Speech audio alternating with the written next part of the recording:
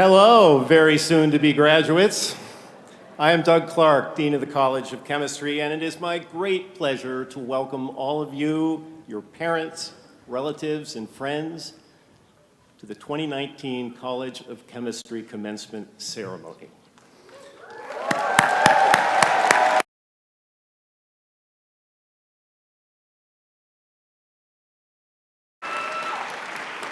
This is a very exciting day. It's a momentous day, and a day that belongs to the College of Chemistry class of 2019. So let's give yourself one more round of applause.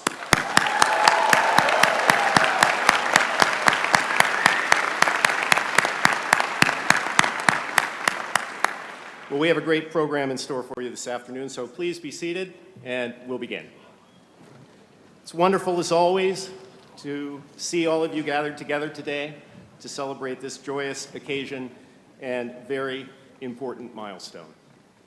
And beginning with our graduates, College of Chemistry from which you are graduating has a great and illustrious history. Many of the most important discoveries in chemistry and in chemical engineering have been made here, and many of the most influential members of the profession have passed through this college as undergraduates, graduate students, postdocs, and faculty. And indeed, many of the most important discoveries yet to be made, both inside and outside of the laboratory, will be made by you. You are graduating from the finest institution of its kind in the world.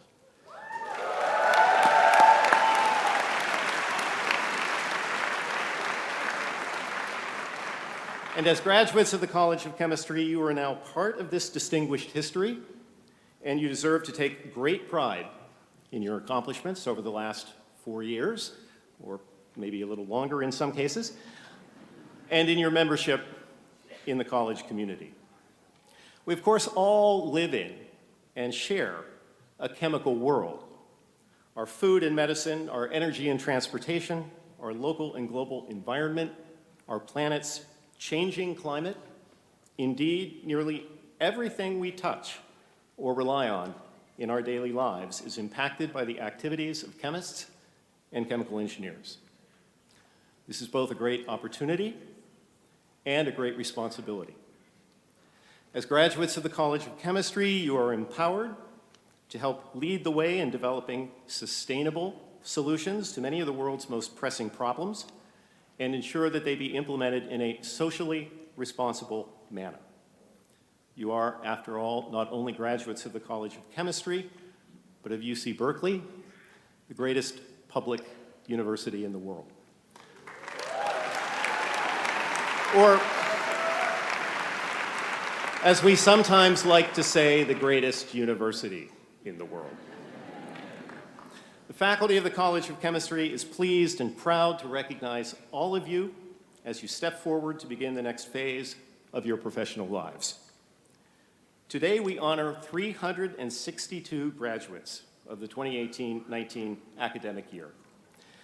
60 recipients of the Bachelor of Science in Chemistry, 58 recipients of the Bachelor of Science in Chemical Biology, 102 recipients of the Bachelor of Science of Chemical Engineering, 12 recipients of the Bachelor of Arts in Chemistry, 47 recipients of the Master of Science in Chemical Engineering's Product Development Program, 68 recipients of the PhD in Chemistry, and 15 recipients of the PhD in Chemical Engineering.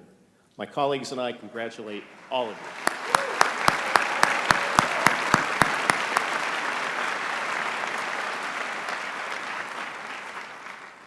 So now on with the show. Since this ceremony honors the accomplishments of you, our students, it is most appropriate to first hear from your representatives, 2 student speakers. Both are graduating with undergraduate degrees in the college, one in chemistry and one in chemical engineering. Our first speaker is April Antal. April will receive her BS degree in chemistry with a 3.77 GPA. She grew up in Oceanside, California, and transferred to Berkeley 2 years ago from Saddleback College in Southern California with a GPA of 3.96 and associate degrees in chemistry and natural sciences. April worked as a dental assistant after high school and while attending community college, and she currently works as a business services assistant in the Student Technology Services Center on campus. She is also an undergraduate researcher in Professor John Arnold's lab.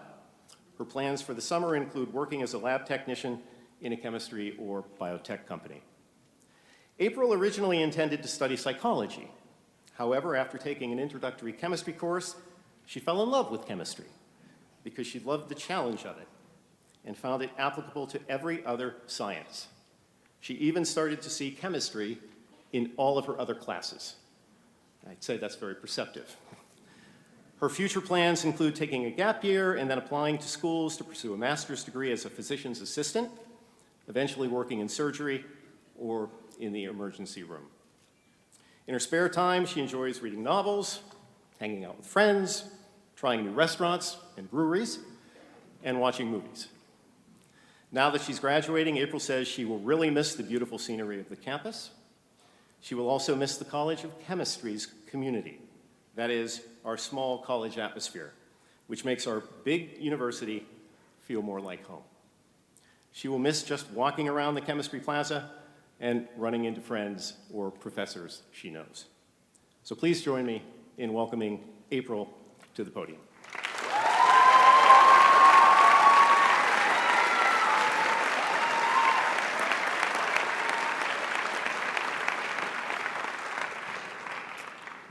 Hey. Dear friends, family, staff, and distinguished faculty, good afternoon, and thank you for being here with us today. On behalf of the graduating class of 2019, I would like to thank all of you for being here with us today and for your steadfast support and encouraging words of wisdom for the years that we have been here. I believe I speak for all of us graduates when I say I cannot believe we are finally here. There were so many days that I struggled on this campus, feeling really overloaded, and just thought to myself, wow, I cannot wait to graduate. And on those days, I really wished I could just be here. But now that it's actually here, now that I'm really standing here, I find myself feeling a little sad to have to leave. I also feel a lot of disbelief that I'm finally getting my degree today. It was very difficult to get here. My very first day of college was 5 years ago when I was 21 years old. I was so excited to start school, but I was really scared. There were a lot of overwhelming reasons for me not to go to college. For one, I definitely couldn't afford it. My parents had split when I was really young, in my teen years, and all that financial strain made it really difficult for either of them to support me as much as they wanted to. So even though I graduated high school with honors and really longed to go to college, it just wasn't in the cards for me at the time. I had to get a job as soon as possible and start supporting myself. By the time I was 19, I was completely independent, working full-time and paying all my rent and bills. But in addition to the financial roadblocks, there was a lot of cultural barriers as to why I couldn't attend. I'm a first-generation college student for a reason. I was raised in an unusually strict, tight-knit religion, which openly discourages followers to attend college. The religion doesn't want its followers to be taken away from friends and family and religious community and be immersed in what might be a college party lifestyle. In addition, it wouldn't want us to learn of things such as politics or science such as evolution for fear that we might stray from the faith. Because of these rules, no one in my family and many of my childhood friends did not attend university. As strange as it sounds, it's just not done or is done very rarely by my community. For my entire life, I did exactly what was expected of me, and I followed faithfully all of the church doctrine. But I had a really strong, undeniable yearning for a higher education. Unfortunately, if I was going to change my life, if I was going to attend college and leave this religion, I was going to risk my standing in the religion, and I was going to risk my relationships with family and childhood friends. If I chose this life path, it would mean that I would pretty much lose my entire community that I was raised in. But my love of learning, my love of science, and my extreme ambition led me to finally start night classes at my community college. While I was driving to my first day of college, I was really reflecting on my doubts. I felt so unprepared. I doubted I was even smart enough to make it. I was feeling very anxious, but I made a promise to myself that even though I'm not as prepared and I'm not as well supported as some others, I was going to work twice as hard to catch up. And I did. Each semester, I faced more and more challenging classes, but the schools have always helped me get through it. When I needed help here at Berkeley, the professors and the GSIs were there to help me, to explain things and tutor me. When I needed support, my group of transfer friends had my back. When I needed money, UC Berkeley gave me scholarships to cover all my expenses and tuition. Berkeley has given me such a precious opportunity, and I can tell you I'm so thankful to be here today. I sacrificed a lot to get here, including friendships and relationships with family, to follow my ambitions and pursue this degree. I lost everything I ever knew for this goal. But looking out to you today, I can tell you I'm very proud to be here. The community and family that I lost within the church was replaced by a close-knit group of people I met at school. The uncertainty I used to feel is now replaced with confidence and hope for the future. My prior ambitions are now replaced with a list of esteemed accomplishments. I share my story with you because although we all walked very different paths to get here today, we all worked really hard to earn this seat. Despite it all, we all made it here. Congratulations to us, the class of 2019. Thank you.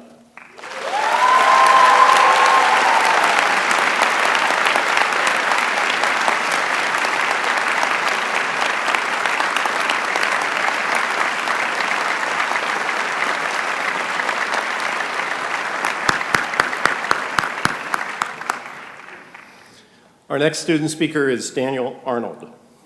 Daniel will be receiving his BS in Chemical Engineering this semester. Next fall, he plans to enroll in the Chemical Engineering PhD program at UC Santa Barbara, and his long-term plan is to work in research and development related to biotechnology or polymeric materials. Daniel grew up in San Diego. In high school, he enjoyed AP chemistry and figuring out how things work, and realized that a chemical engineering major would enable him to do both. While at Berkeley, he worked with Professor Ting Zhu on the synthesis of conductive polymer nanocomposites for 3D printed circuits, and with Professor Alex Pines on developing a method of polarizing NMR samples in low magnetic fields. He was also a scale-up leader in the Biofuels Technology Club, where he designed a pilot plant to convert waste fry oil into biodiesel for campus trucks. Daniel enjoys swimming, hiking, biking, and flying airplanes. That's real airplanes. As it happens, he's a licensed pilot. He was also an instructor for the DECAL course Physics 198 entitled Private Pilot Ground School, which provides students with all the necessary book knowledge to pass the FAA pilot written exam and become a private pilot. Daniel says that when he leaves Berkeley, he will miss the people and the area the most. He views Berkeley as a very unique place, and he's seen it from both the ground and the air, and believes it gave him opportunities to learn more about the world and grow as a person that he would not have found anywhere else. So please join me in welcoming Daniel to the podium.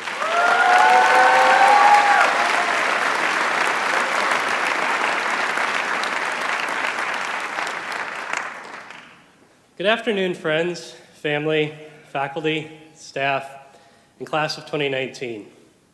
It's a pleasure to be able to speak to you today, and an even bigger pleasure to say that we are finally UC Berkeley alumni. I think at this point, nobody can deny that being in this room is a hard-fought victory, and that the validation of receiving our degrees in a few minutes will be sweet and well-deserved. We've learned a lot over the past 4 years. As chemical engineers, we went from learning weird math we'd never use to using weird math we thought we'd never use, to learning how to get a computer to save us and do that weird math for us. Our professors, who never really cared for a boring math problem, taught us these math tricks by having us use a beach ball to plug a drain, dry a puddle of water and then model the process in excruciating detail, and design an entire chemical plant from the ground up. Along the way, they also opened our eyes to the secrets of chemical engineering, and we can now impress our friends by talking about fugacity, at least for a few minutes until their eyes glaze over. On paper, we've absorbed quite a bit of knowledge over these past 4 years. The degrees that we're about to receive will clearly attest to that fact. However, I think an equally important takeaway from our time here is our newfound ability to work with, support, and benefit from the knowledge of other people. In high school, many of us were at the top of our class. We were used to being the smartest person in the room. Unfortunately, when you put 300 of the smartest people together in one college of chemistry, 299 of them will be in for a big shock. During the fall of freshman year, I think many of us experienced this shock, courtesy of Chem 4A and whatever math class we happened to be taking that semester. These classes challenged us to extents beyond which many of us had never been challenged before. Unfortunately, we tended to respond in the only way that we knew how: study harder, longer, and alone. Used to being the best, many of us had evolved into solitary learners because we were under the impression that other people would merely slow us down. Ultimately, as many of us found during that first semester, myself included, this strategy was a losing one. We paid with our grades, our mental health, and in many cases, both. Fortunately, as time went on, we started to venture out of our cocoons. We cast aside our fear of admitting that we don't know everything, which was made very clear by our exam scores, and started to ask one another for help. We formed study groups with our peers, and friendships naturally followed. By the time we made it to junior year and were taking mass transfer and kinetics at the same time, a solid study group was a must-have. It became common knowledge that it was going to take at least 2 to 3 sets of eyes to find all the bugs in our code before we could turn it in. The bonds that had begun to form grew even stronger as we progressed into senior year. The infamous CVE 154 lab class required us to work in groups and base the majority of our course grade on that work that we produced as a group. Given the sometimes unbelievable workload of that lab class, and later on the senior design class, our groups became second families on whom we had to depend. This interdependence was not only limited to our small groups, though, but it also extended to the rest of our class. Ultimately, we were all trying to solve the same problems, and reaching out into the broader pool of our COC classmates exposed us to new and clever ideas that we had never even considered. It happened so slowly that I failed to realize it at the time, but thinking about it now, I really am struck by how dramatic this change really was. Our time at Berkeley taught us that relying on others is a sign of strength and not weakness. And in doing so, it cleared a path for so much more personal growth and development. It gave us an avenue by which to further discover our fortes as well as our limitations, and allowed us to start surrounding ourselves with people who complemented our skill sets. These communities, both inside and outside of COC, uplifted and challenged us to be better versions of ourselves. This, in no small part, enabled us to become the capable professionals with bright futures ahead of us that I know we all are today. After we leave here today, our class will not only be scattering across the country, but also across industries and disciplines. While some students have opted for more traditional chemical engineering occupations and postgraduate studies, many of us will be going into other industries and fields, some even outside of STEM. But while we may not all do mass and energy balances in the future, I think that these less technical lessons about community, diversity of ideas, and mutual support will continue to serve us all for a long time. It was an honor to learn alongside all of you, and I'm proud to be part of the class of 2019. Thank you, and go Bears.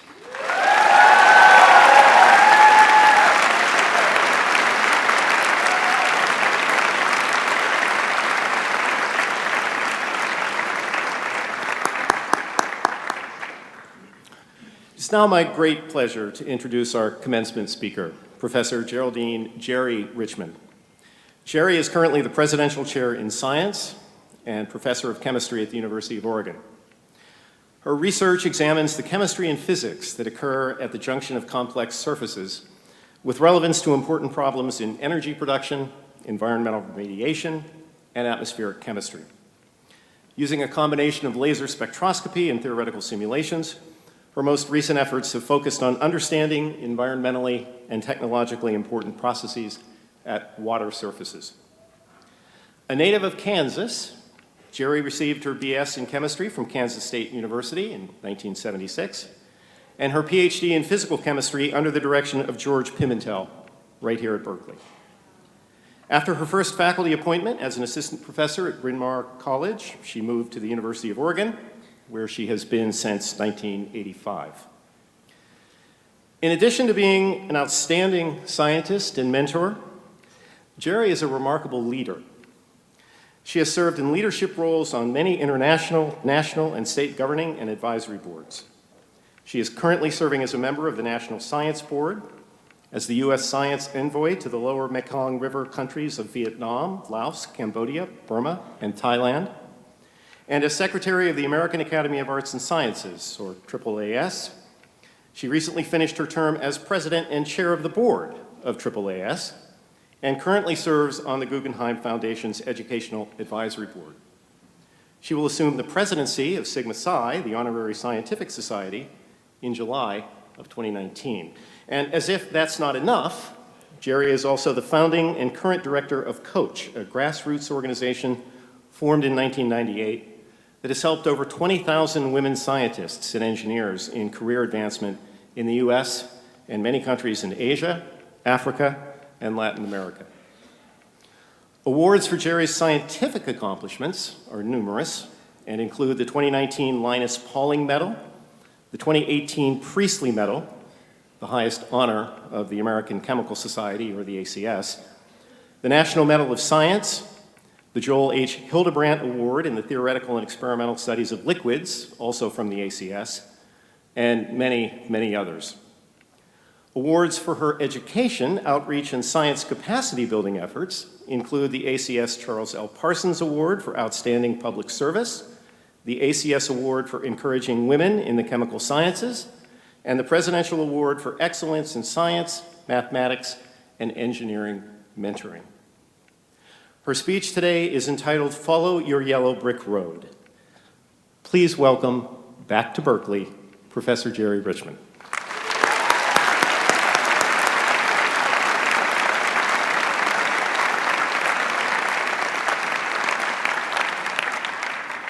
Well, what a pleasure it is for me to be back here today. And let me first start out by saying congratulations.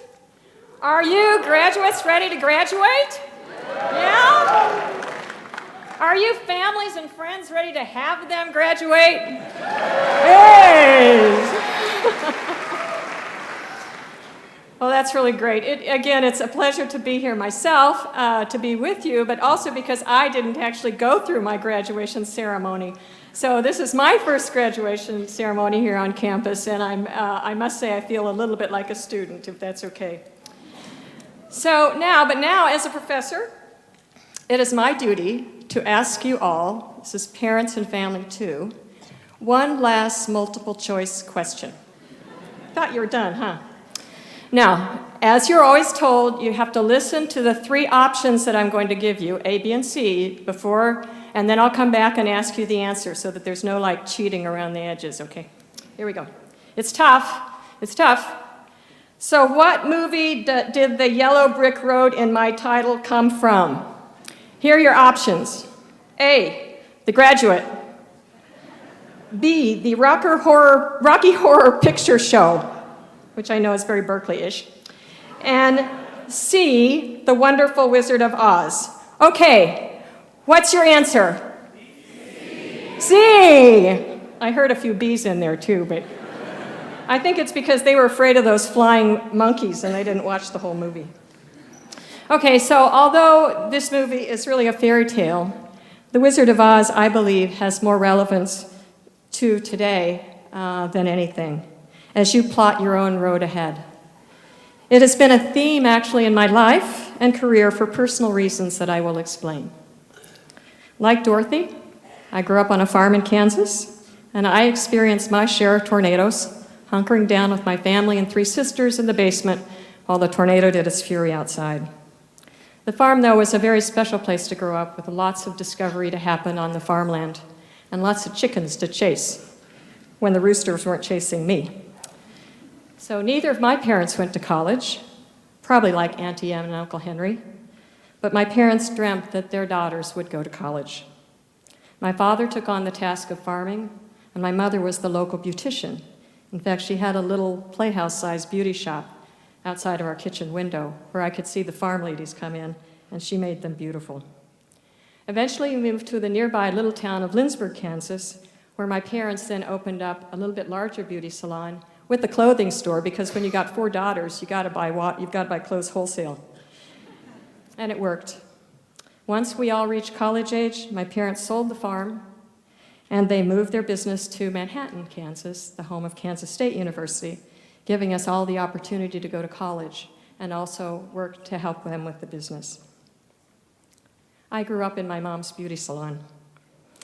It was a haven for women who were isolated in their homes to come in, a place to complain about your husband, and to be able to worry about your children aloud, and a place where there was support from other women that understood. It was also a place where I learned my first chemistry.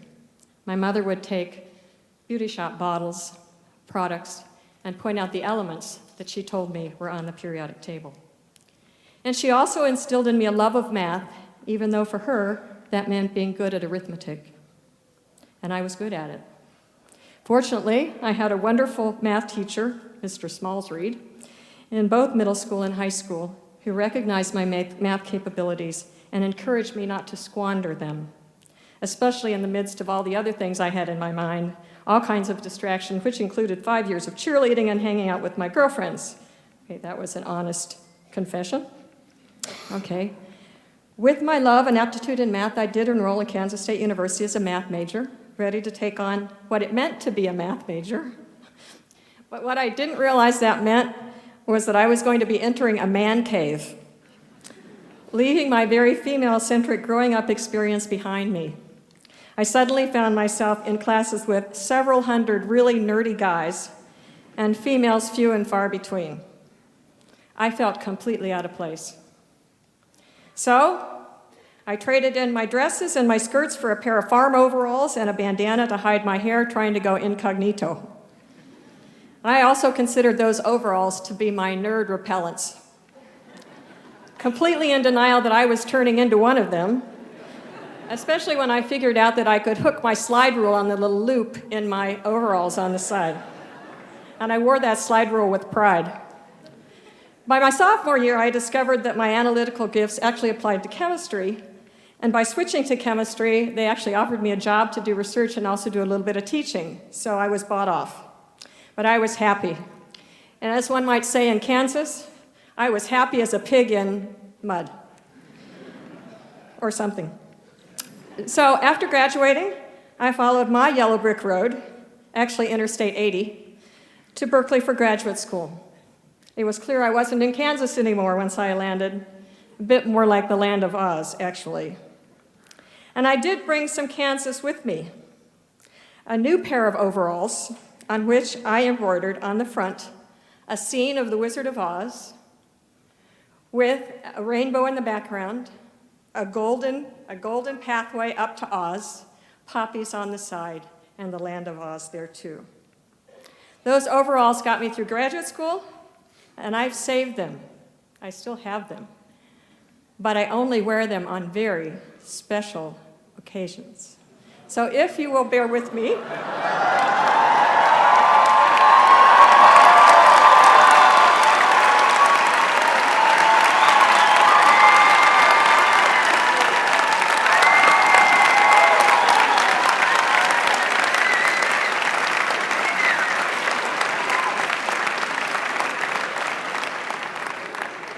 You can take the girl out of Kansas, but you can't take Kansas out of the girl.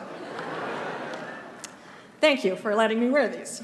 So, my first choice for graduate school for my advisor was George Pimentel, Professor George Pimentel, one of the great wizards in physical chemistry and chemistry education. Upon meeting him, I found he was not the imposing figure that I feared, but a little Italian guy with sparkling eyes, endless enthusiasm, and excitement for life. And these overalls, again, served me working for him.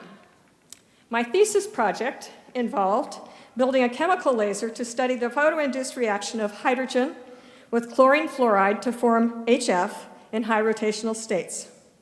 It was a highly successful project, but not without risk. Both CLF and HF are pretty nasty chemicals. And in fact, when I would pump them out of my laser cavity into my vacuum pump would have little explosions that would go off. And I had to change the oil every week, which was very acidic. And so if you look really closely, you can see the holes in my overalls and the oil stains. You guys back here too. Okay. Okay, and that was not all. That was not all. I had to make CLF. You know, if you think about CLF, it probably shouldn't stick together, right? I had to make it. And I had to make it from two well-known rocket fuels, CLF5 and CLF3, which really should not stick together. And then I had to distill them to get off the CLF off. This was all done in a big metal vacuum system, stainless steel and Manel.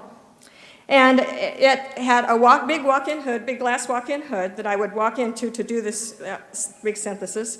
And then I would close the big glass doors, and then that was all contained in a big concrete room, which then had big metal doors that you would slam closed once you ran the reaction. So, and it was good because it could possibly detonate. And so, fortunately though, it's held off on self-detonating until I was in my final phase of experiments and actually was writing up my thesis. And so when it went off, it set the lab on fire, that room. I've never told this in public though, so you're not going to tell anybody else, right? I don't think anybody at Oregon actually knows this story. So everything turned out well though, nobody was hurt, I was down the hall. The university was happy because the sprinkler system turned on and put out the fire before the 5 fire engines showed up. Actually, they sent 6, but 1 hit a school bus.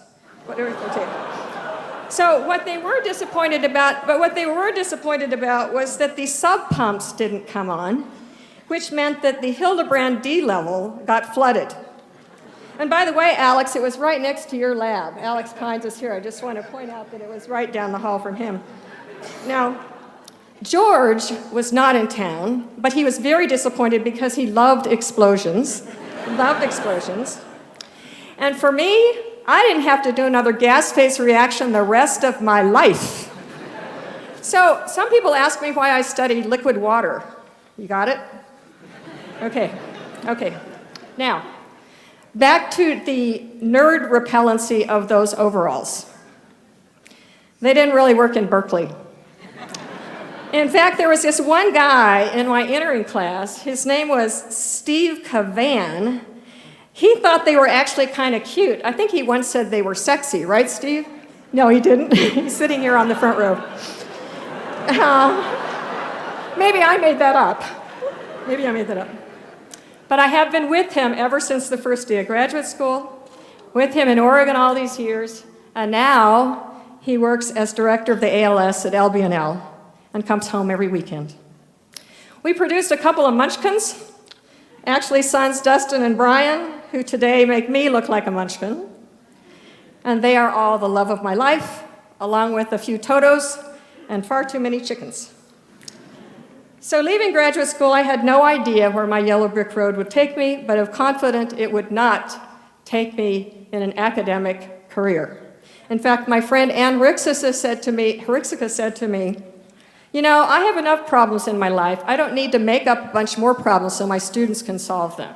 And I thought that was pretty compelling. So I was headed for industry, but at the last minute, I chose what I thought was going to be a short-term detour to Bryn Mawr College to teach and do research there.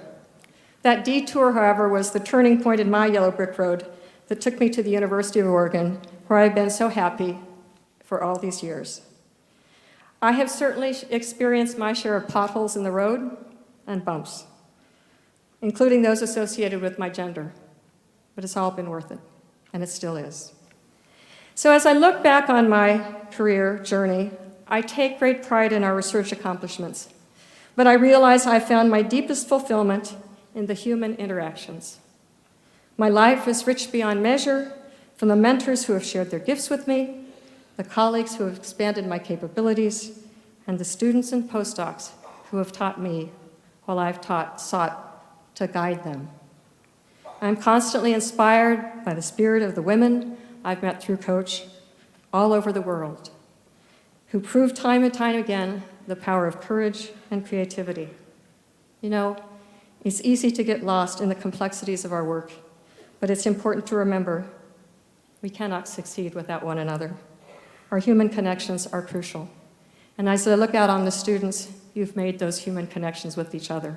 And that's what makes this all such a special class to be graduating with.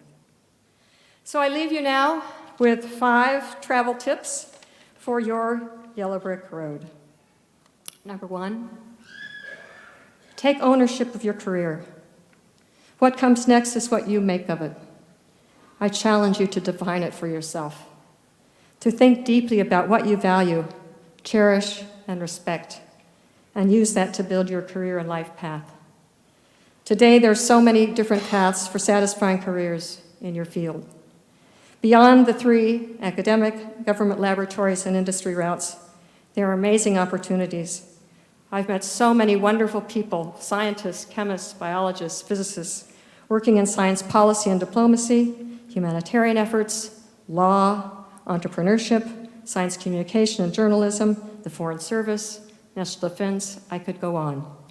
In fact, so many that I now view the academic route that I followed as being the alternative career. Tragic is the person who awakens to realize they've spent their life trying to satisfy the expectations of others rather than following their own dreams, living someone else's life. There is no do-over. There's no roundabout to try it again. Number 2, be willing to take risks. Now, this doesn't mean jump on a Harley Davidson and drive 150 miles an hour down your yellow brick road. By any means, I'm a mother too. I do, however, mean do things that in your career that take you out of your comfort zone, that challenge your personal paradigms, that give you unpredictable outcomes. This is not territory for the perfectionist. It is for the person that is not for the person that always stays in their lane either. You enter the venture with the recognition that although it may have a few chances of success, the achievement could be of very high impact. The basic story of the Wizard of Oz is that we all possess the resources that we need: the heart, the brain, and the courage, once we build our self-confidence. Successful ventures that truly challenge you do build that self-confidence. And while we're on the topic of confidence, number 3, when making an important decision in your life, whether you come to a fork in the road or the option of making a significant detour, never make that decision when you are tired, when you are angry or overworked.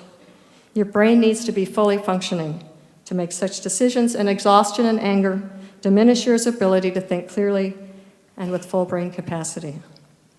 And most important, never make an important life decision when you are not feeling good about yourself, when your self-esteem is at a low point. Make it when you are at the top of your game. Make decisions based on your strengths and not your brain when your brain is playing silly game of obsessing over ridiculous things that may not even be relevant. And number 4, embrace diversity in your life and in your work. Research shows that teams of social and intellectual diversity are far more creative and effective in problem solving than homogeneous ones. Although working with someone that is different than you, whether it be by their sex, their gender identity, their ethnicity, their politics, their race, or color, it may seem uncomfortable at first, but it's actually that discomfort that makes us come up with more creative solutions. Who would have guessed that a team could have such success that was comprised of a large hairy beast that cried easily and wiped his eyes with his tail, a partner with multiple metal body parts and physical disabilities that required frequent medication with lubricating oil, a straw man with a serious imposter syndrome, all led by a young little lady with pigtails and ruby red slippers. But they pulled it off, using their combination of diverse talents to achieve both their goals and build their own self-confidence. And finally, recognize that no one in this world makes it alone. You are here today because so many people have helped you along the way, from the teacher that inspired you in the early years, to the friends who never gave up on you even though you embarrassed the hell out of them, and to the neighbor that always said hello and gave you a smile. The act of giving is known to stimulate the reward system in the brain, releasing endorphins and creating what is known as the helper's high. And like other highs, this one is addictive. Thank them. Tell them how much you appreciate them. And pass the kindness on. It's good for them and equally good for you. And so with that, I thank you for letting me be part of your day and celebrate with you. Congratulations, and I wish you the greatest success on your trip down your yellow brick road. Thank you.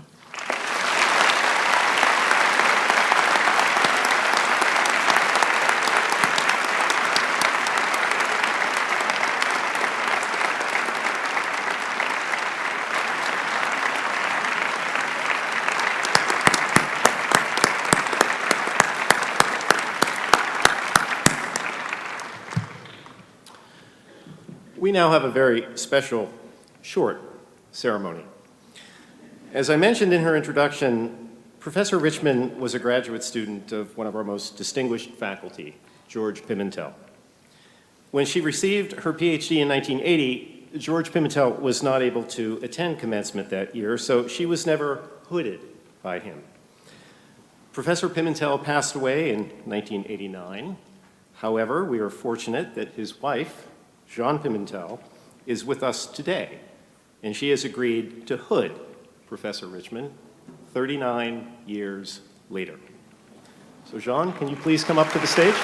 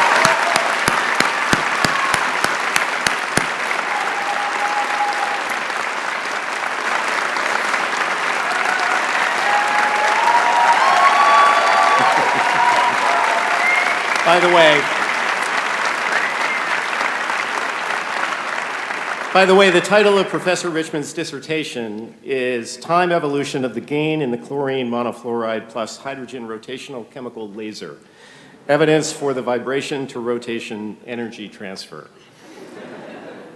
And now here comes the really fun part. By virtue of the authority vested in me by the President and the Chancellor, I grant you the degree of Doctor of Philosophy in Chemistry.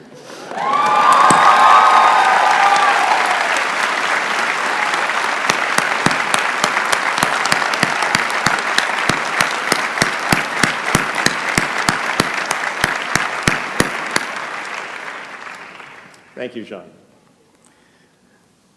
Well, that was fun. Okay, it is now time to recognize some of our most outstanding graduates of 2019. But let me first say that in general, this year's graduating class of College of Chemistry undergraduates continues to demonstrate Berkeley's excellence by virtue of the breadth and number of awards they've received, honors bestowed, job opportunities offered, and admission to the top graduate programs in the world, and just all around excellence. In short, our students continue to excel, inspire, and amaze. I would now like to ask each of the following graduates to come forward and stand at the edge of the stage until I call your name again. Jiatao Liang, Thomas Lin, Brighton Skeel, Amber Walton, Alvin Shu, Robert Anderson, Yana Petri, Ryan Lotfi, Sophia Wang, Kyle McIntosh, Francesca Lee, Angela Lee, and Brian Lamb.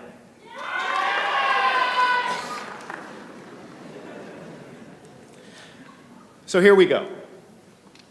Each of our departments annually selects a winner of the departmental citation, which recognizes overall excellence in scholastic performance in the major. This is the highest and most prestigious of the commencement awards, and this year's winners are Chai-Tao Liang from Chemical Biology and Thomas Lin, Chemical and Biomolecular Engineering.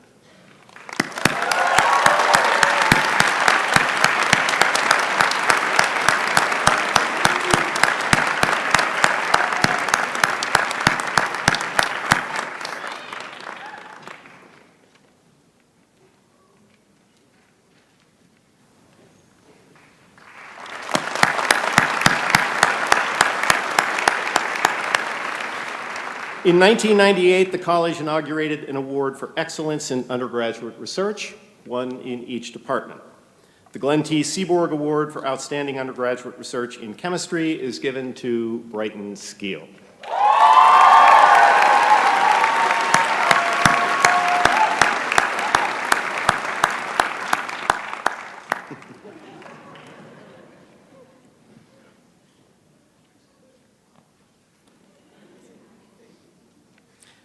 The John M. Prausnitz Award for outstanding undergraduate research in chemical engineering goes to Amber Walton.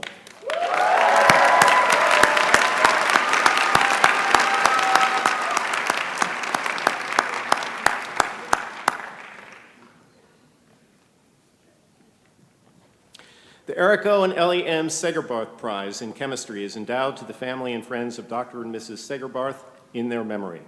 The prize is given to recognize outstanding graduating seniors who plan to pursue graduate studies in chemistry and who, quote, have the skill and drive to advance chemical science and the profession, unquote, which is what Eric Segerbarth devoted his life to. This year, the recipient of the Segerbarth Prize is Alvin Shu.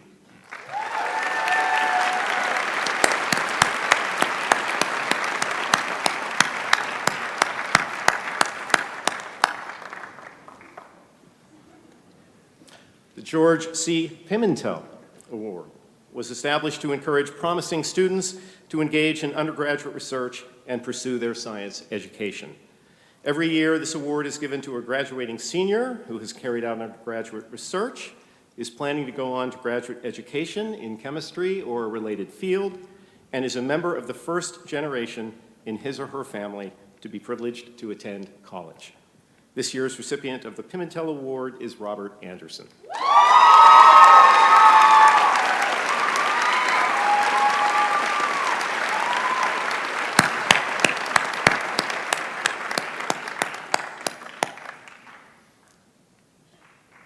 The Kulu Seo Khan Award is endowed by Mr. Joseph Koo and Dr. Helen Koo in memory of Mr. Koo's late mother.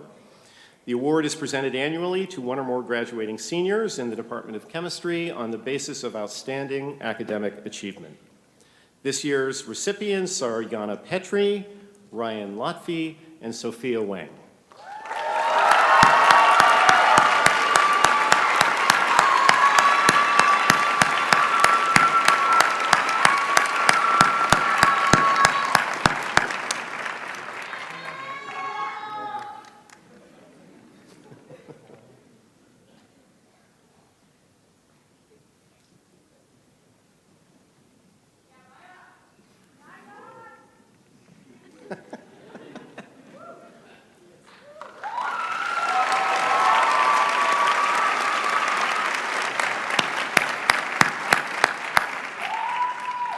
The Northern California section of the American Institute of Chemical Engineers selects one graduating senior from each of the 5 chemical engineering departments in the region for the Most Likely to Succeed in Chemical Engineering Award.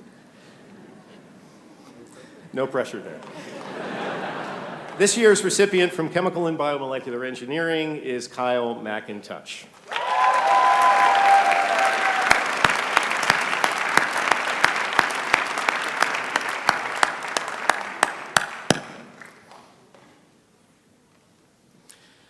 The Jack and Bearda Kirsch Prize is endowed by the late Professor Jack Kirsch and his wife Bearda.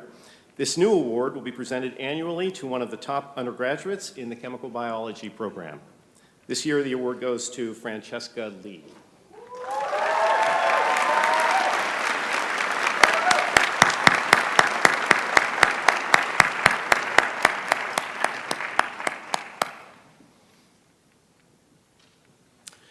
Swetha Akella Memorial Award was established in memory of Swetha Akella, a graduate of the College of Chemistry who passed away in 2013. The award is presented to an undergraduate student dedicated to scientific research for the good of humankind who is receiving his or her undergraduate degree. This year, the award goes to Angela Lee.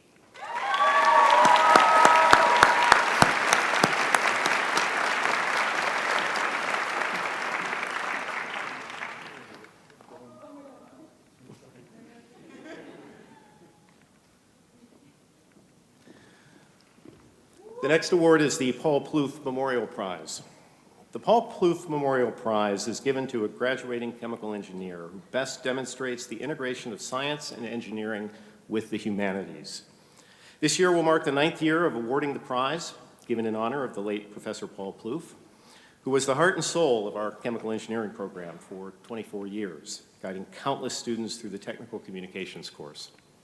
Generous donations from Paul's friends and family have made it possible for the college to present this award annually in Paul's memory. This year's award goes to chemical and biomolecular engineering student Brian Lamb.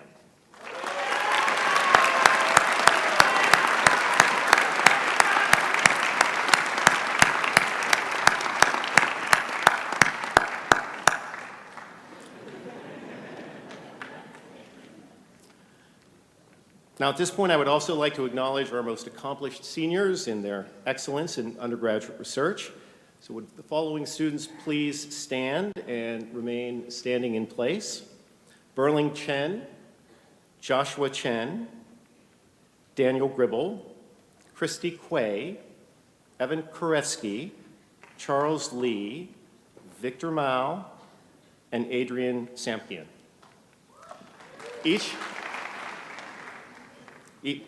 We will definitely applaud them, don't worry. Each of these students received a senior undergraduate research award for their outstanding research accomplishments spanning over several semesters at Berkeley. And now let's please give them a round of applause. Congratulations to all of you.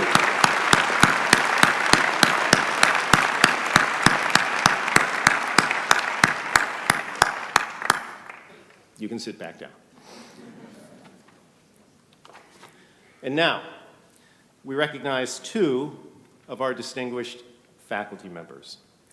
The Departmental Teaching Award is presented to a faculty member in each department in recognition of their exceptional teaching. This award is based upon nominations submitted by our graduating students. The recipients of this year's awards are Professor Matt Francis from chemistry, and Professor Kranthi Mandatapu from Chemical and Biomolecular Engineering.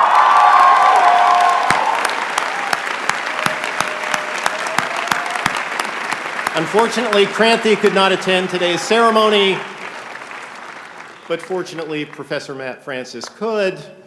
And I should mention that when he's not winning distinguished teaching awards, Matt spends some of his time as chair of the Department of Chemistry. So well done to both Kranthi and Matt.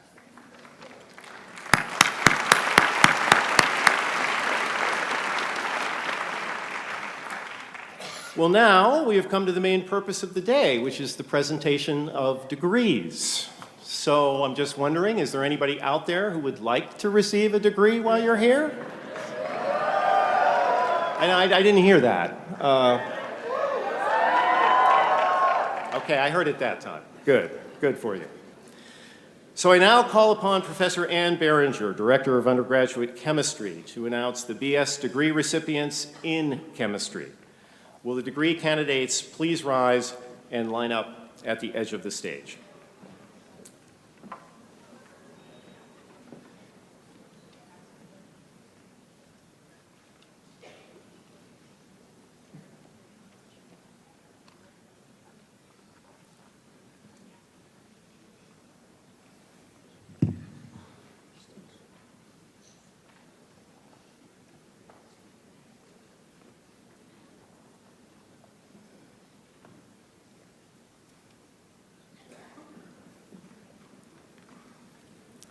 Clayton Adkins.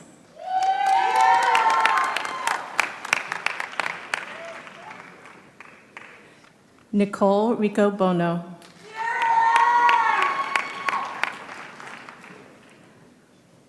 Delmar Guido Ivedo Cabral.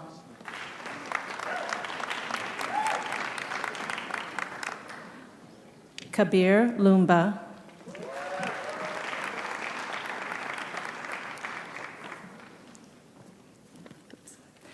Robert Anderson.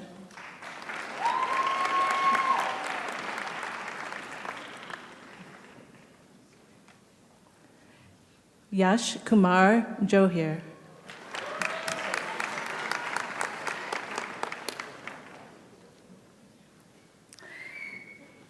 Raka Dowie.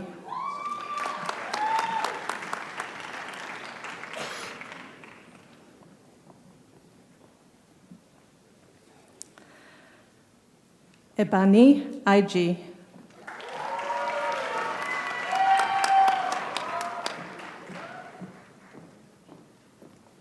Jonathan Douglas.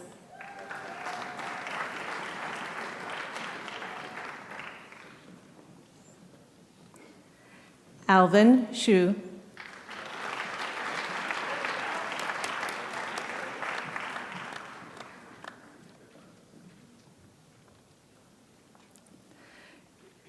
Joy Cho.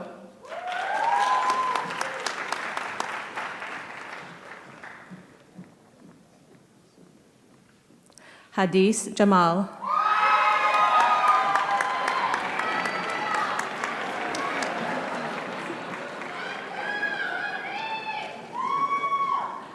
Maydel Lorenzo.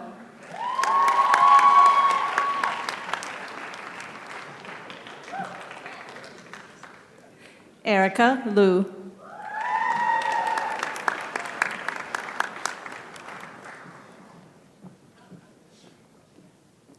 Kira Sumida.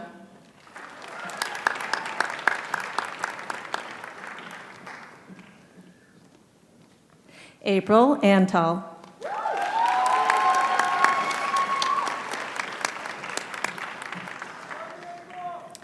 Jose Ramirez.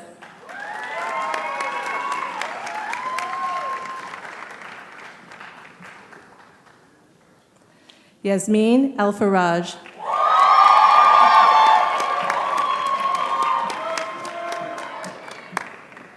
Sage Gear.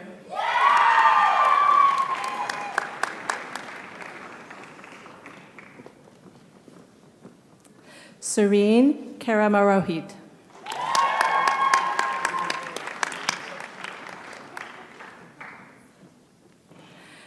Adrian Samkian.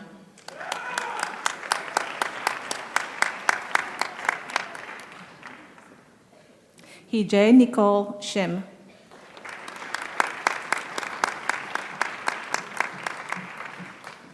Yishen Wu.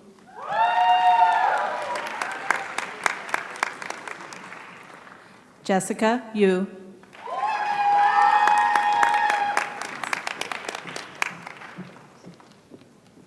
Yun Dan.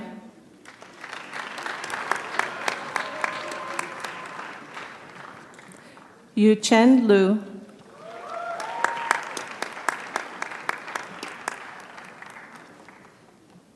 Ming Chi Shu.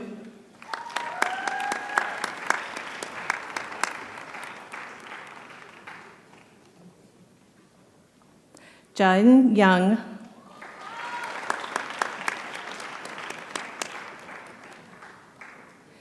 Yan Wu.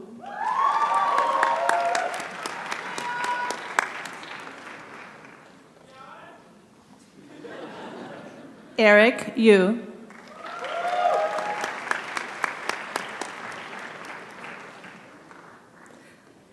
Keshav Subramanian.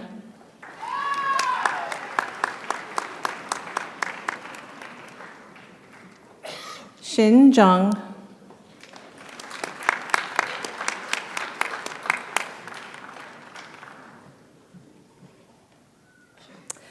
Jinjia Zhang.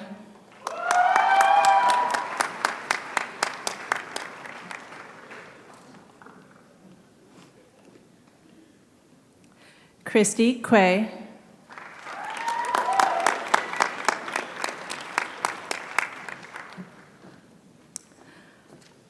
Andres Mariano,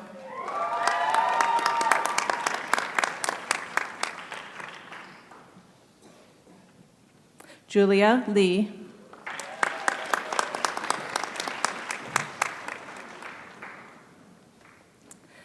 Natalie Minetian,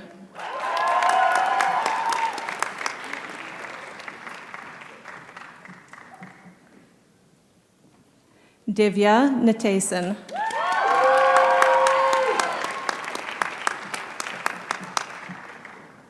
Stephanie Robinson,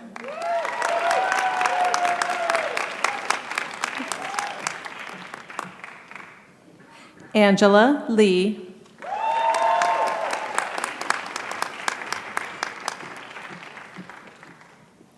Davis Perez,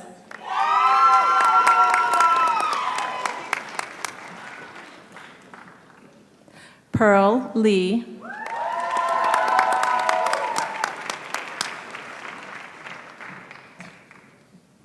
Nick Watkins,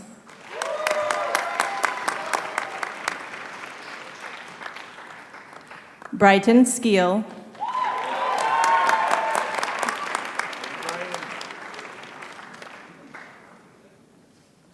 Tahoe Fiala,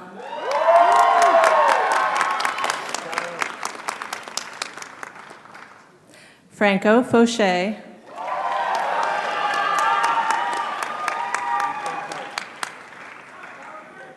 Sophia Wang,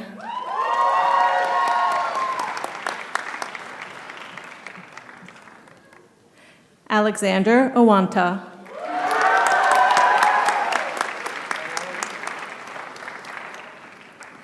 Shay O'Sullivan,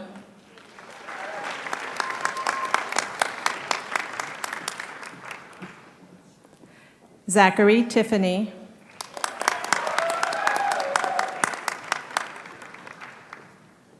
Grant Barton,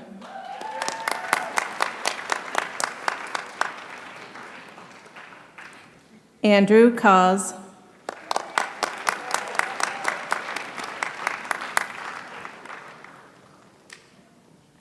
Brent Gackstetter,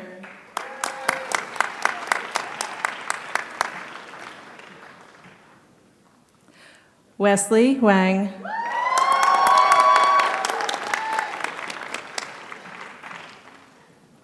Jake Sullivan,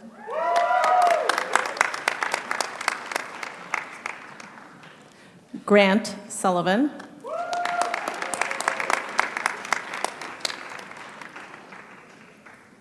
Nicole Katsaroff,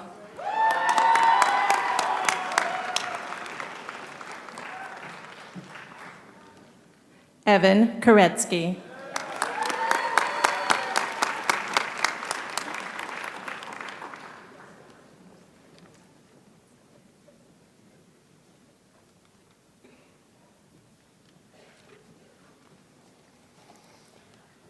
And by virtue of the authority vested in me by the President and the Chancellor, I grant you the degree of Bachelor of Science in Chemistry.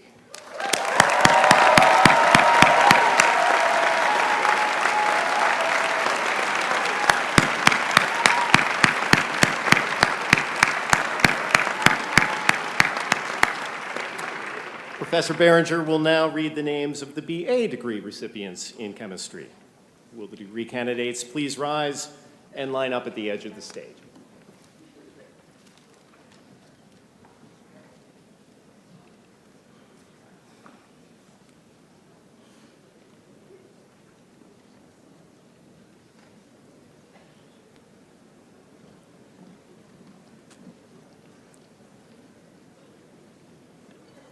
Rachel Annette,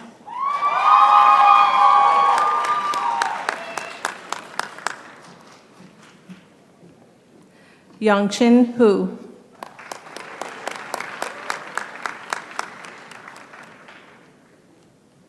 Kevin Liu,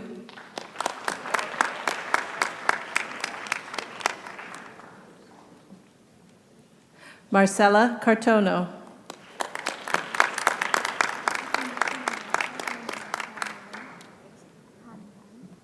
Han Lem,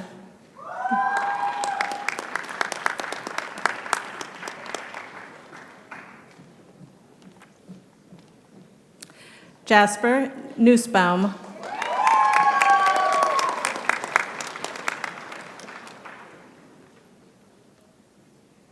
Vicky Sun.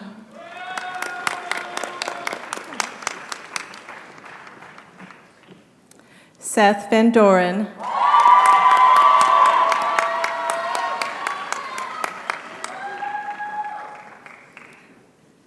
Erismel Tina Mesa.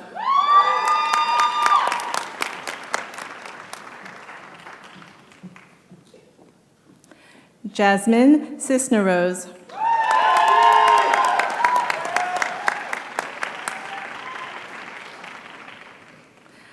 Manuel Escada Duarte.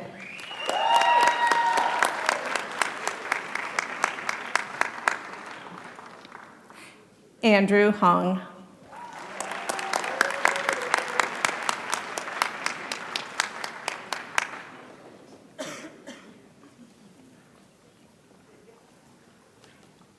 By virtue of the authority vested in me by the President and the Chancellor, I grant you the degree of Bachelor of Arts in Chemistry.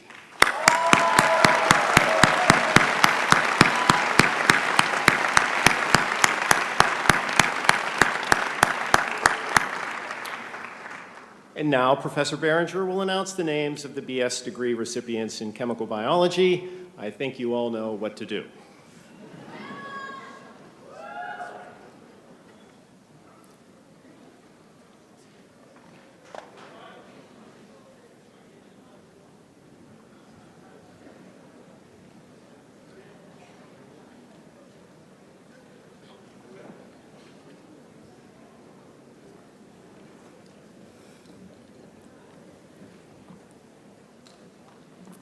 Allison Flores.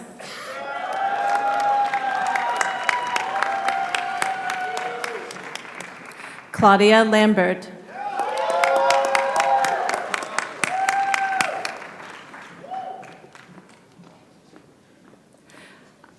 Ariel Tennehouse.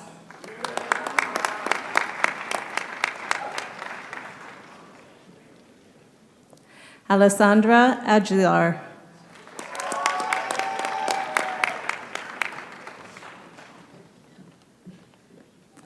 Bardia Ivvazi.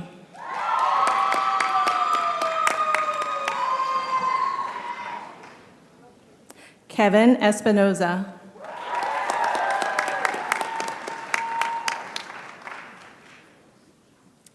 Ryan Lotfi.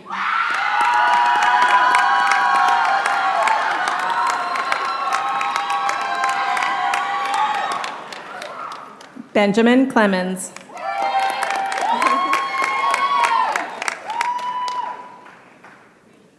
Catalina Alonso Martinez.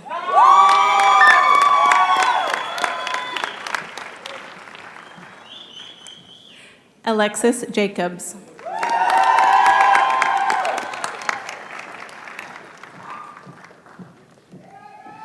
Jack Dickinson.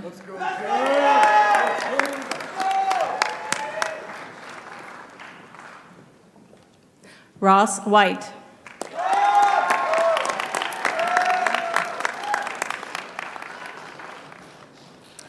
Yan Kyung Ko.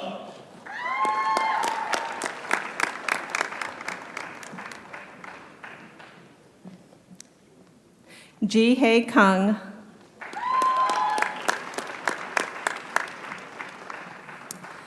Amanda Wiggenhorn.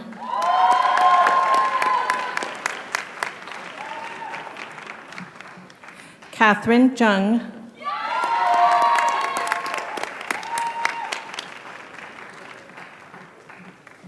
Leisha O.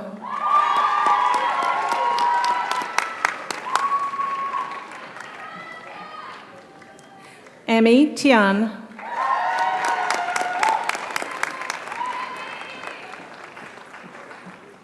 Francesca Jofan Lee.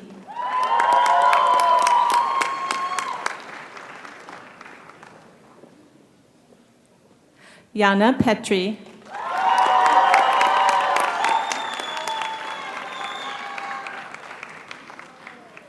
Jordan Kleinman.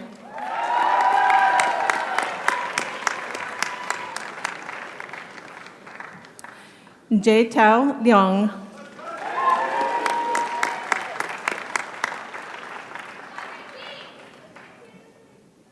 Berling Chen,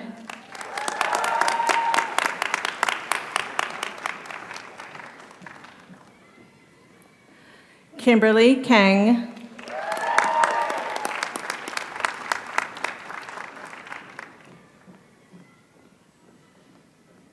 Lucy Jiang,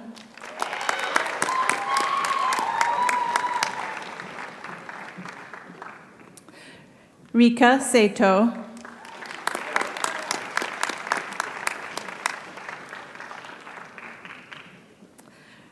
Shirley Chen,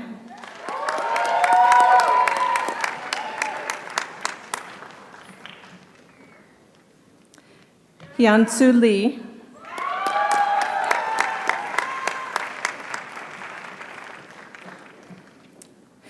Shinran Tian,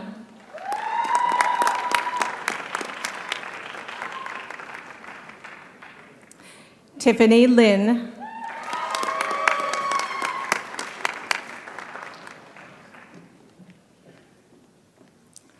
Haley Redfern,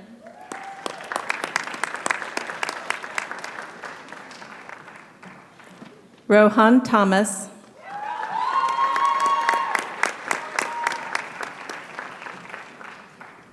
Danielle Carino,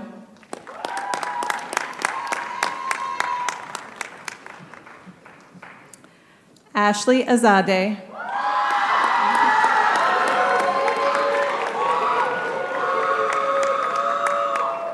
Viviana Hunkal,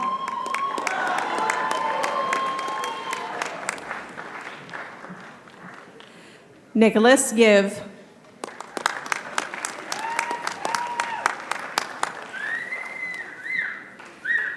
Gilbert Lin,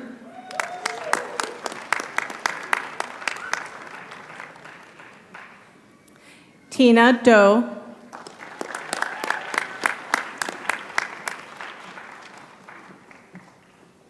Daniel Kerr,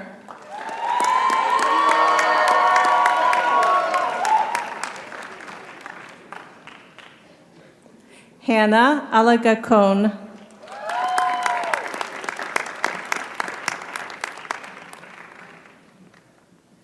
Angela Xiong,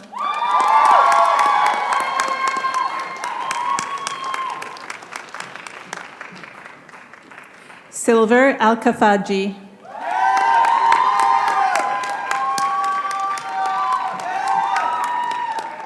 Joyce Luck,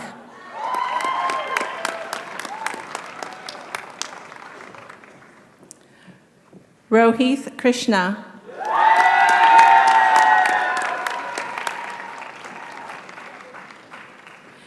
James Parle,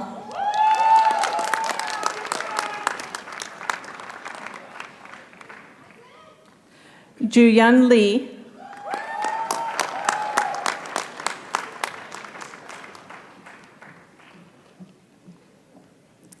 Susanna Tom,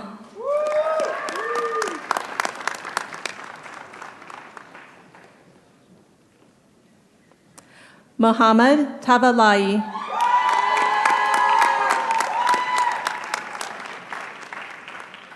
Joshua Cho,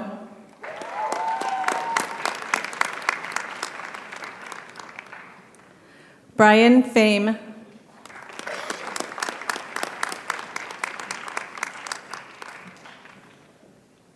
Andrew Hendrickson,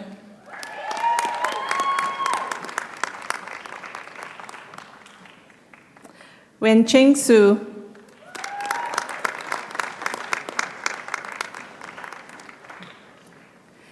Maxwell Nguyen,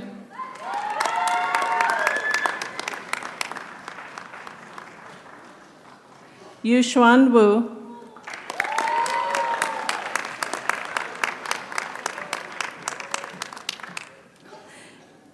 Chad Altabelli,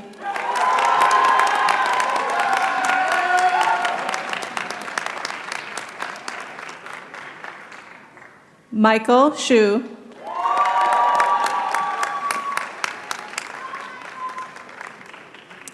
Martina Krakora.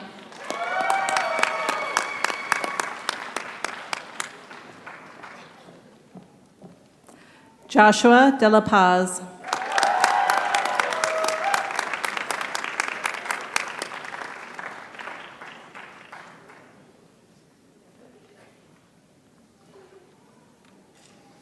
By virtue of the authority vested in me by the President and the Chancellor, I grant you the degree of Bachelor of Science in Chemical Biology.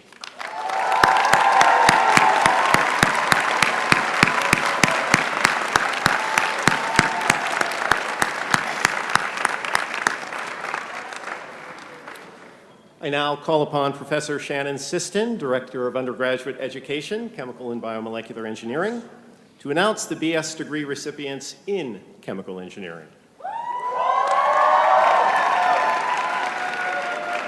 Will the degree candidates please rise and line up at the edge of the stage?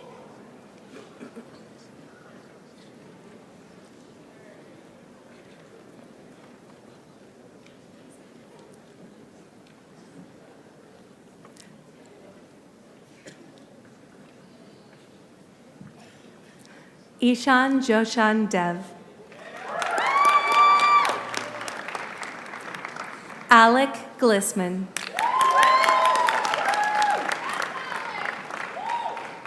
Kayla Panora.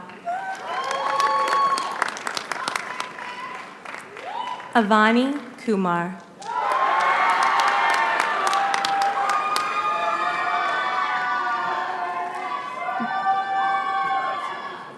Ravi Lal.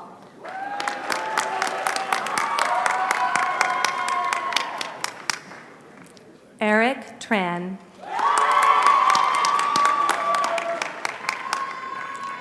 Salman Alamadi.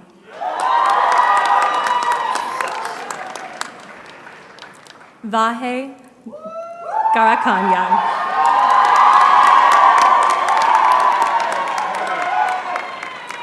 Vishnu Dharmaraj.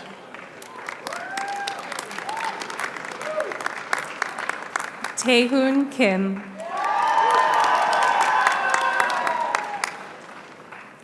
Ivan Jayapurna. Jeremy Lan.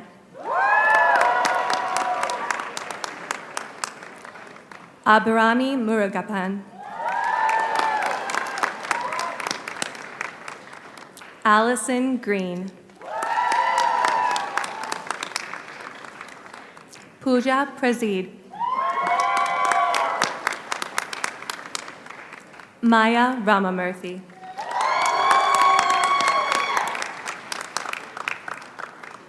Rachel Jang.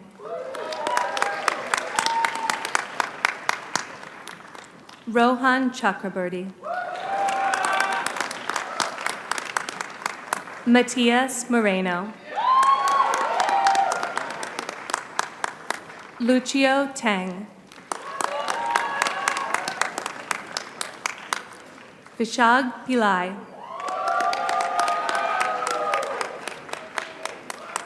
Joshua Chen.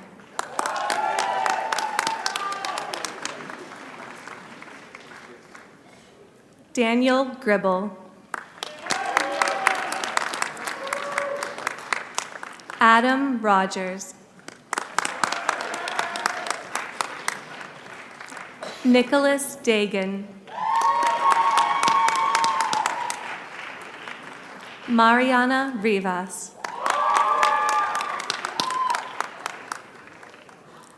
Brian Chang.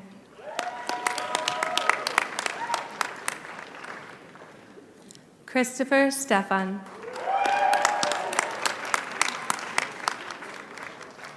Bradley Wright.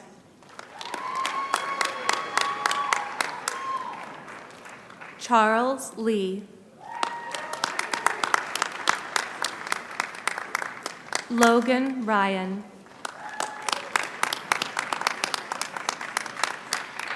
Bryce Todd.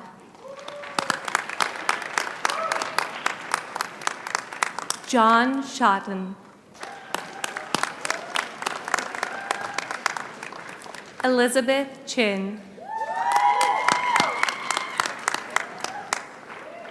Andrew Sattler.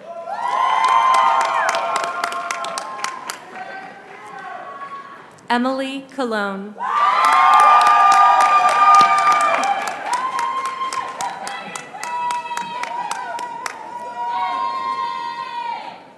Natalia Magno-Cavallo.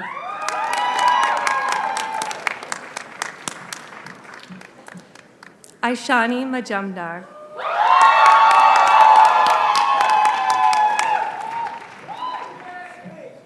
Ami Thakrar.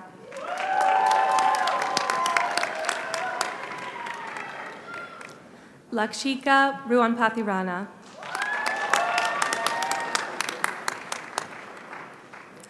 Patricia Rosel Buenbrazo. Janine Criselda Young.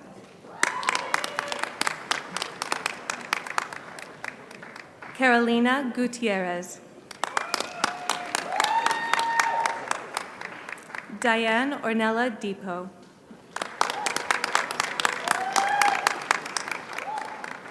Noor Fariza Benti Abdullah Aziz.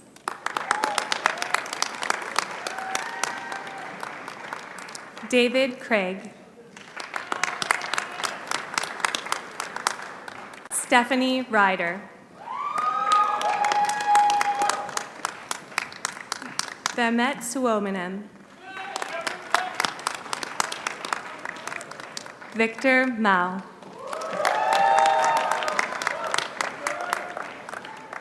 Thomas Lin. Neil Rahman. Kyle McIntosh. Eric Luis Hernandez. Scott Kuby. Amber Walton. Eddie Wong. Nicholas Lee. Junjae Thang. Wen Chin Drone.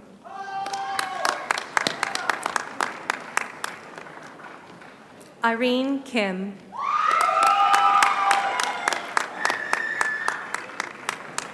Tate Tong. Catherine Kitayama. Hien Nguyen.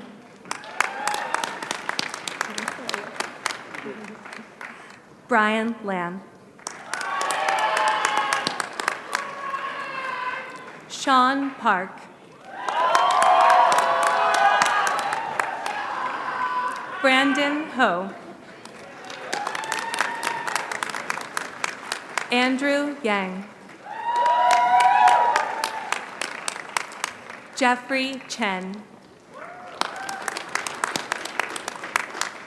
Andy Shin. George Kim.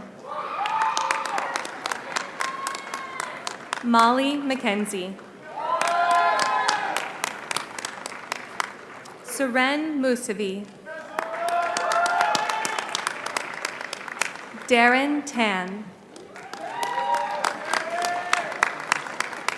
Jarrett Duran. Musa Khan. Jack Melcher. Robert Hamway. Walter Pisker. Daniel Arnold. Wycliffe Aluga. Daniel Standard. Raywen Ang. Xiaokun Liu. Parth Patel. Richard Sim. Michael Yee. Ryan Yao. Jonathan Ng. Alvin Ma. Mindy Huang.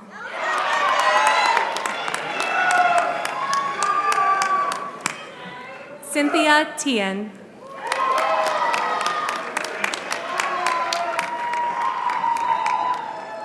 Winston O.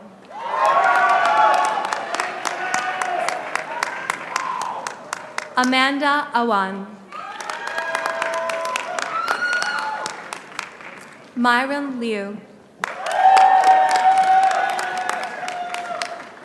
Alvin Gunawan. Ling Chung. Jonathan Santoso. Alan Wu. William Vasquez.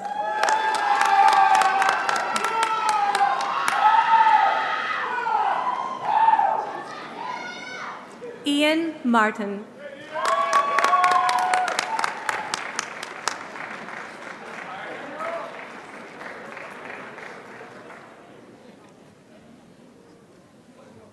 By virtue of the authority vested in me by the President and the Chancellor, I grant you the degree of Bachelor of Science in Chemical Engineering.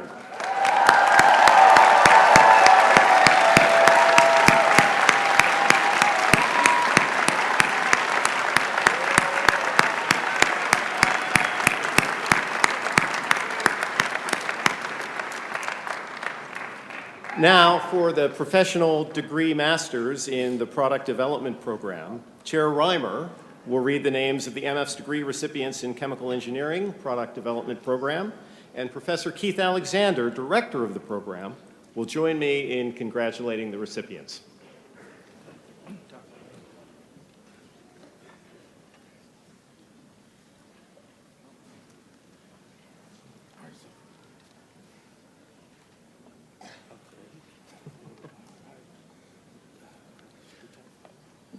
Just a brief conversation among friends.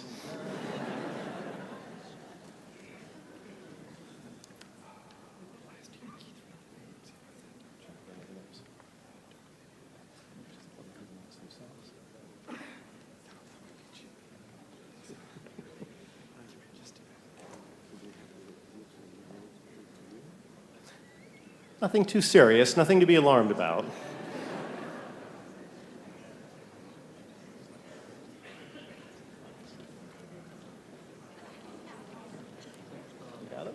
Do they have cards? They have name cards, okay? All right. Okay, back to the show. As I was saying, Chair Reimer will read the names, and Professor Alexander will join me in congratulating the recipients, who should be lined up by now.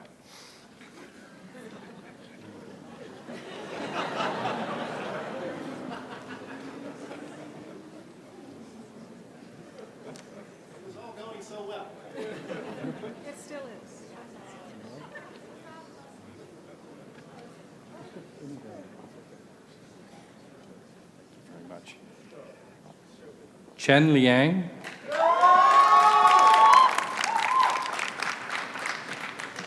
Meng Yi Lai,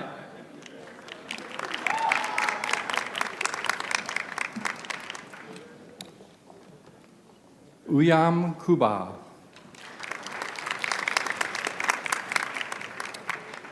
Xiying Zhang,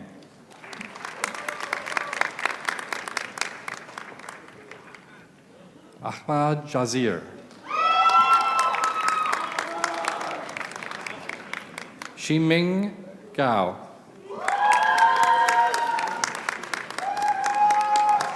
Heine Du, Li Hao Dai, Wesley Chang.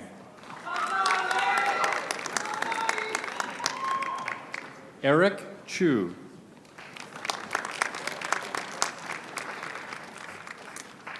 Kedar Cholkar.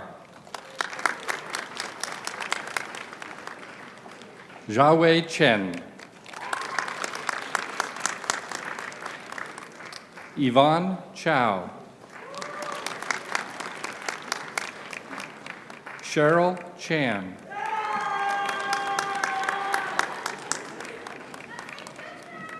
Sohumam Asrani.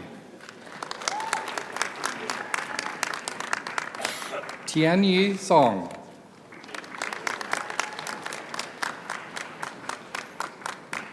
Mario Soler.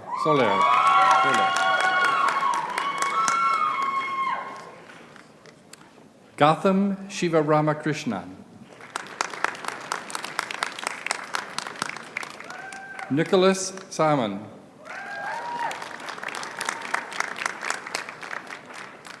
Mohammed Siddiqui.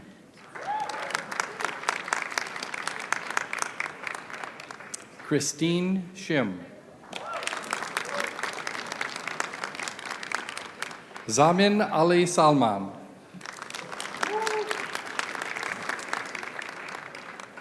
Priya Rajendran.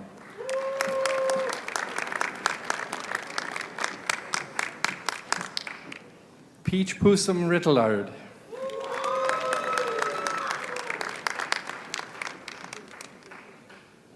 Sumdisha Punjani. Suraj Patil. Krishna Patel.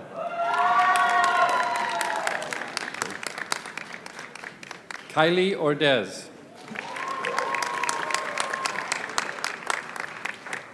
Timothy Murat.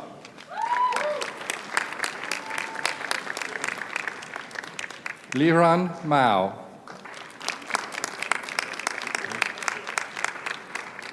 Dahun Jang.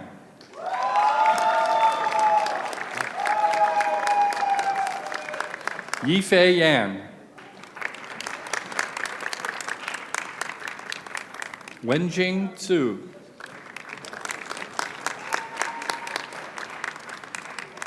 Tianyang Tsu.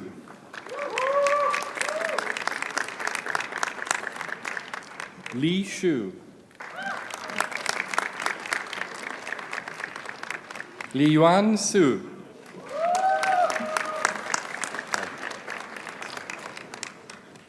Linye Xia.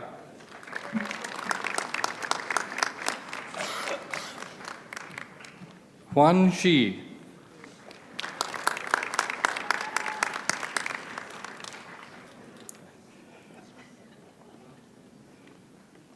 Ricky Van Niekerk.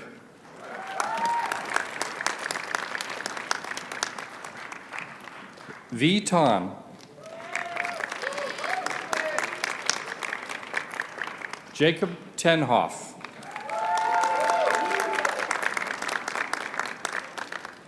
Max Tenenbaum.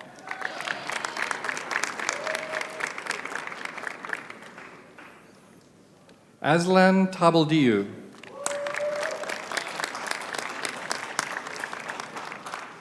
Sarah Steinhauser.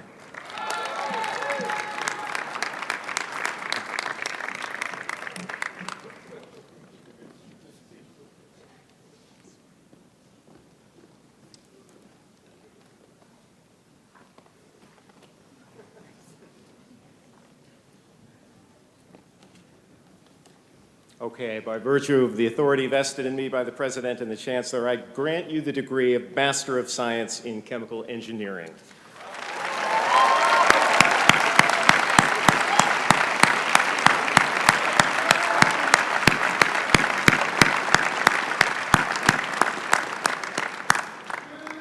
I now call upon Chair Francis, who will read the names and thesis titles of the PhD degree recipients in chemistry. Each student will be hooded by their faculty research advisor or, in their absence, Dean Arnold or a colleague. And would the chemistry PhD candidates please rise and line up to the left of the stage?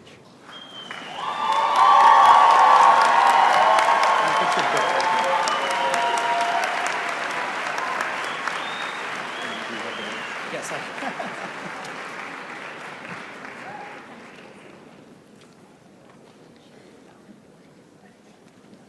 Arunima Balin, advised by Paul Alvasados. Temperature-dependent studies on the photophysics and ligand shell structure of cadmium selenide and cadmium sulfide quantum dots.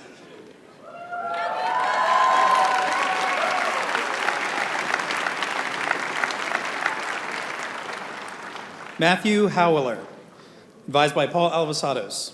Understanding and controlling the chemistry in liquid cell electron microscopy to study nanocrystal shape transformations.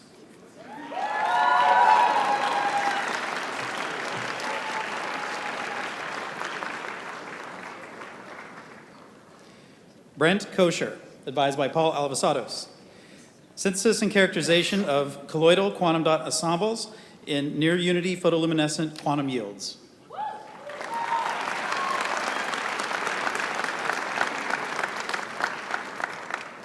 Wojtek Osowiecki, advised by Paul Alvasados. Structure and dynamics of copper and copper-silver nanocrystal catalysts during electrochemical CO2 reduction. Joseph Swabek, advised by Paul Alvasados. Studies of energy transfer and ligand binding at the surface of indium phosphide quantum dots.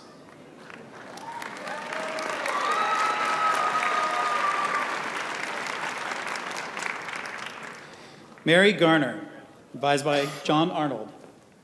Synthesis and reactivity of actinide bis N heterocyclic carbene borate complexes.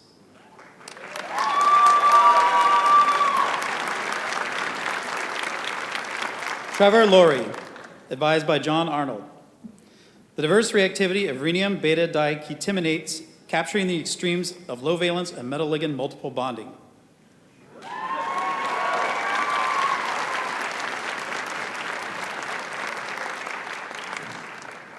Sheng Jia, advised by Christopher Chang. Chemical approaches for probing metals and proteins.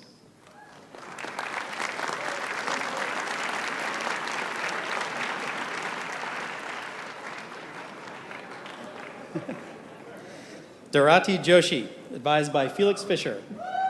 Modular syntheses and applications of functionalized graphene nanoribbons.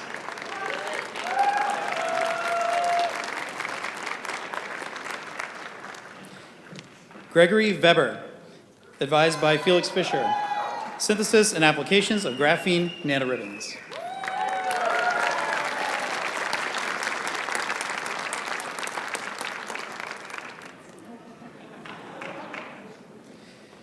Rachel Bizowitz, advised by Matt Francis. Luminescence-based screens for the identification of selective peptoid-based ligands.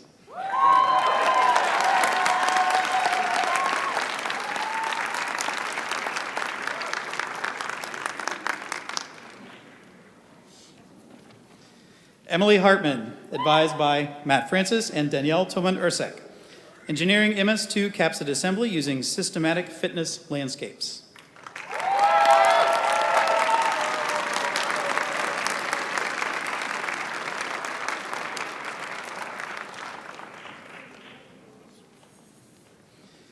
Kristen Wucherer, advised by Matt Francis. Characterization of N-terminal protein bioconjugation reactions and development of conjugate vaccines.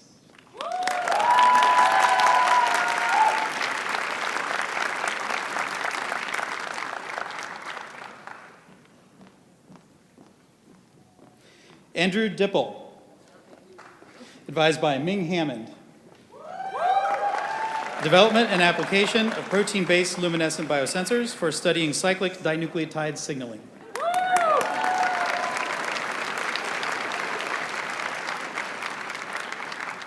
Rebecca Kiddo, advised by Ming Hammond. Evaluating RNA-based gene regulation across different systems.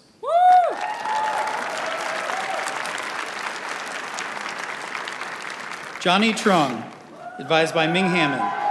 Exploring riboswitches for novel sensing and chemistry.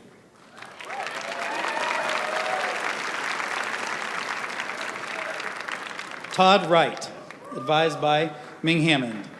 Mechanisms of cyclic AMP-GMP signaling and transduction in bacteria.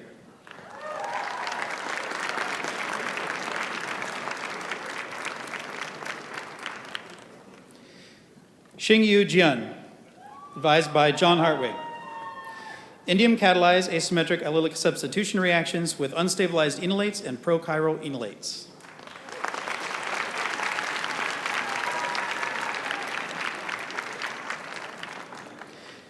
Yumeng Shi, advised by John Hartwig. Development of transition metal catalysts for selective hydrofunctionalization of unactivated olefins.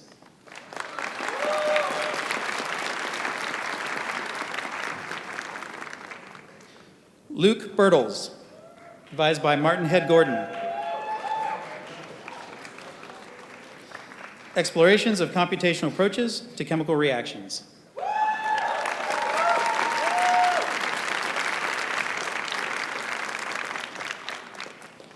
Shenghui Ge, advised by Martin Head Gordon. Efficient methods for calculating and analyzing excited states and molecular and atomic complexes.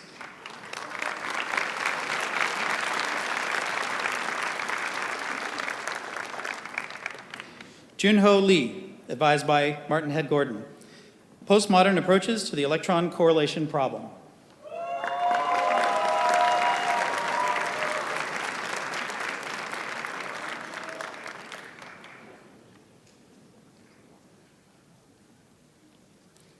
Adriana Rosnick, advised by Philip Geiser, hooded by John Arnold.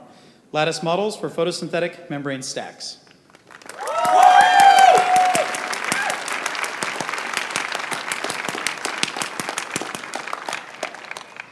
Pratima Satish, advised by Philip Geisler, hooded by John Arnold. Mapping the phase diagram of alkyl ligands on nanoparticle surfaces with molecular simulations and field theoretic models.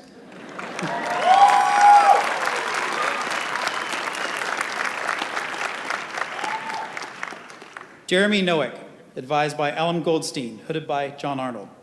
Unraveling chemical compositional changes in biodegraded crude oil using novel chromatographic and mass spectrometric techniques.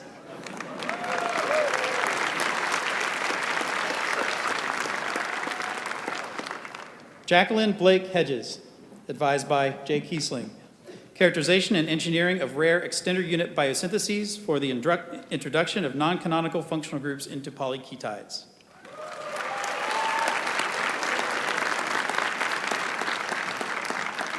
Christopher Kaplan, advised by Stephen Leone and Daniel Newmark, hooded by John Arnold. Charge carrier dynamics in condensed matter studied with attosecond extreme ultraviolet transient reflectivity.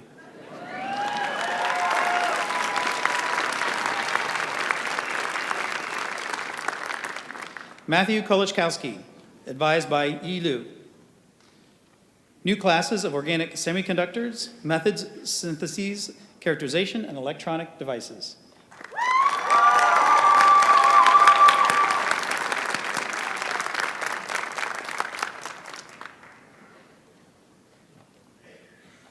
Rebecca Siegelman, advised by Jeff Long. Cooperative adsorbents for carbon dioxide separations.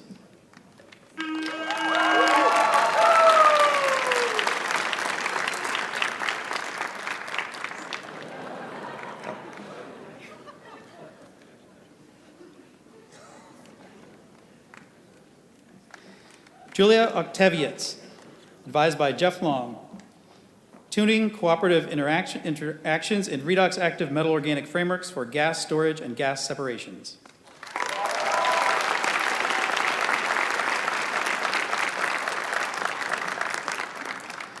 Rodolfo Gavosto, advised by Jeffrey Long. Synthesis and characterization of redox active metal organic frameworks.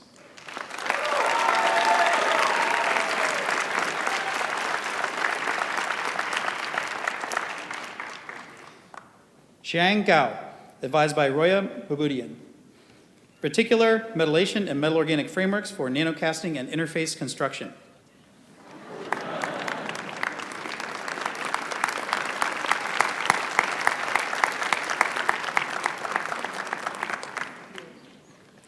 Benjamin Horst, advised by Michael Merletta. the structure and molecular mechanisms of activation of the mammalian nitric oxide receptor.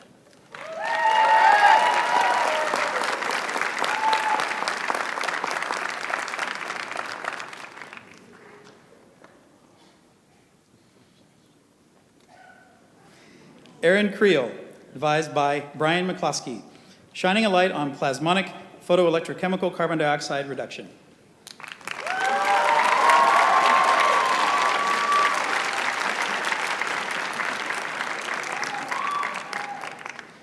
Stephen Bogus, advised by Evan Miller, new molecular scaffolds for voltage imaging in live cells.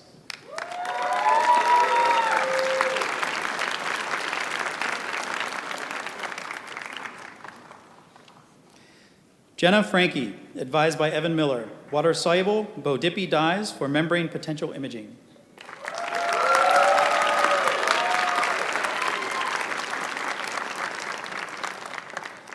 Julia Lazari Dean, advised by Evan Miller, optical determination of absolute membrane potential in cellular physiology.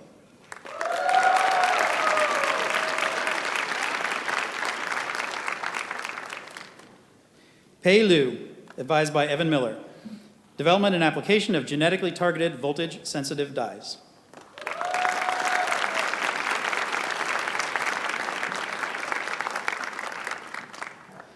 Gloria Ortiz, advised by Evan Miller, development of long wavelength fluorescent probes for imaging neuronal activity.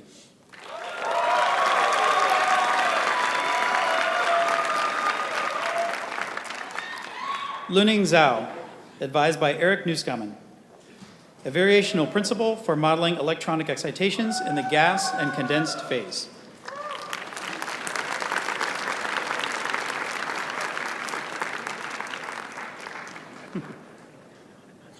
Elizabeth Moore, advised by Daniel Nomura, discovering and drugging anti-cancer targets of natural compounds using chemoproteomics.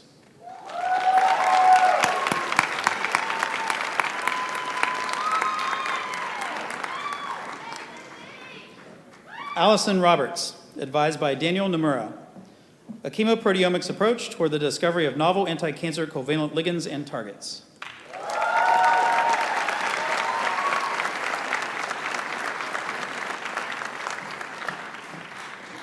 Jesselyn Devine, advised by Daniel Newmark, hooded by John Arnold, slow photoelectron velocity map imaging and infrared photodissection spectroscopy of molecular ions.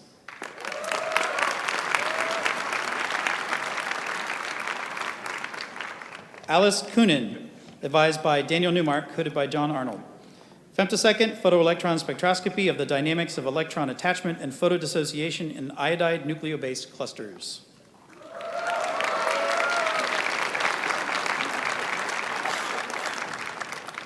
Ashley Truxell, advised by Alexander Pines and David Wimmer. Evolution of technology and molecular sensor diversity in hyperpolarized xenon NMR of biological and oriented environments.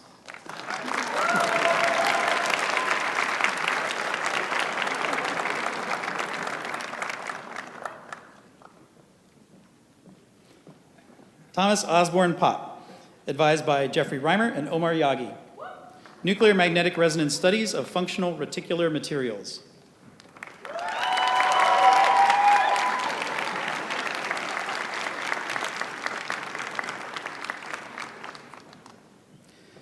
Brian Wong, advised by Richmond Sarpong.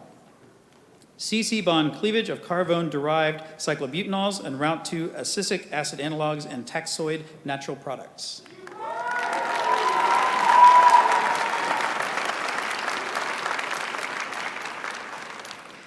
Catherine Deeg, advised by Bernd Schmidt and Stephen Whitelam, hooded by John Arnold. Computational investigation of nanoporous materials for clean energy applications.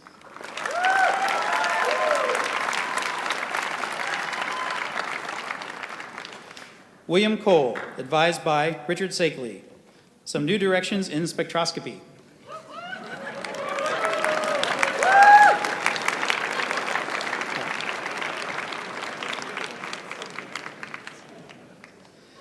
Sumana Raj, advised by Richard Sakeley, hooded by John Arnold, investigating the liquid state of carbon.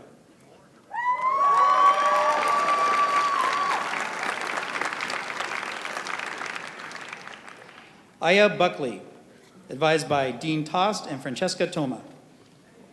Electrocatalytic CO2 reduction at organic metal interfaces.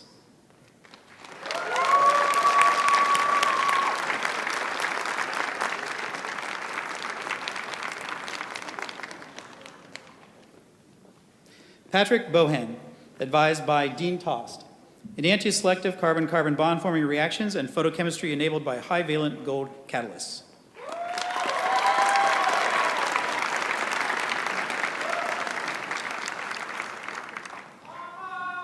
Alec Christian, advised by Dean Tost. Classical and modern physical organic approaches for developing and understanding reactivity in gold-1 catalysts and methionine bioconjugation.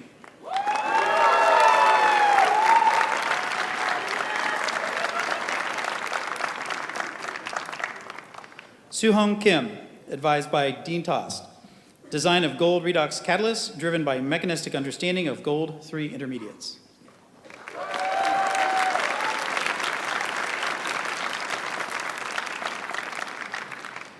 John Sung-Hyung Lee, advised by Dean Tost. Influence of porous materials on the reactivity and stability of transition metal catalysts.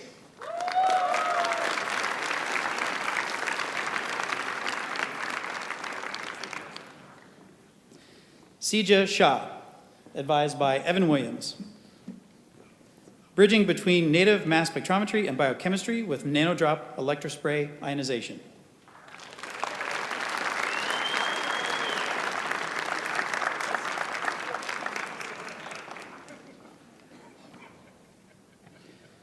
Sunan Moon, advised by Ke Xu. High performance multidimensional microscopy for biology and materials.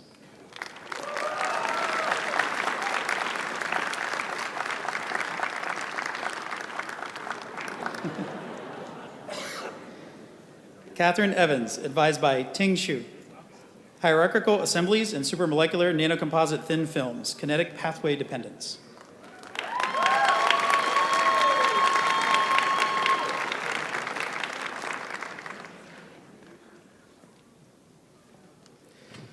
Robinson Flagg, advised by Omar Yagi.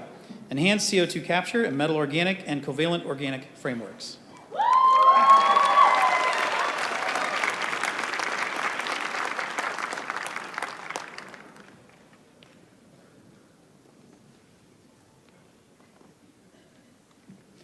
Lei Guo, advised by Omar Yagi. Strategies toward the homogeneous synthesis and functionalization of covalent organic frameworks.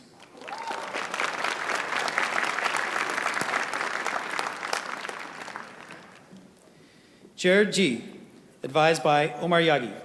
Interfacing metal organic frameworks with biological systems.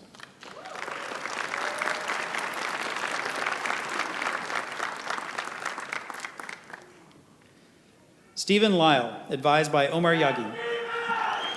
Synthesis, characterization, and multi-step post-synthetic modification of covalent organic frameworks.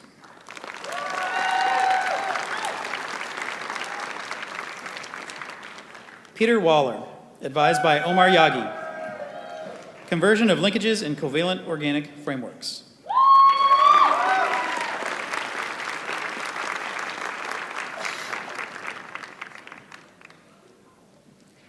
Yifan Li, advised by Peidong Yang. Structural dynamics of copper nanocatalysts for CO2 electroconversion.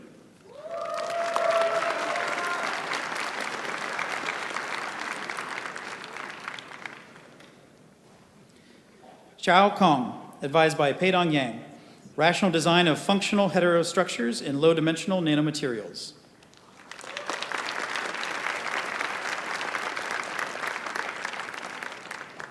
Menliang Lai, advised by Peidong Yang.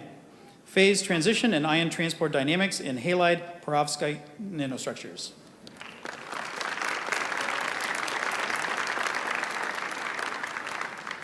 Hao Zhang, advised by Peidong Yang. Rational design of nanomaterials, microorganism hybrid systems for solar energy conversion and fundamental study.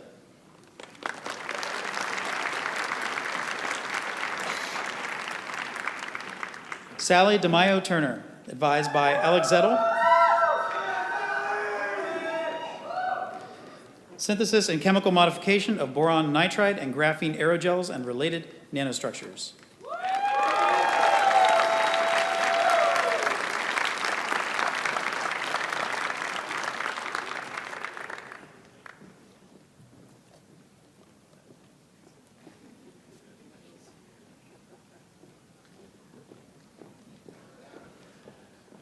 By virtue of the authority vested in me by the President and the Chancellor, I grant you the degree of Doctor of Philosophy in Chemistry.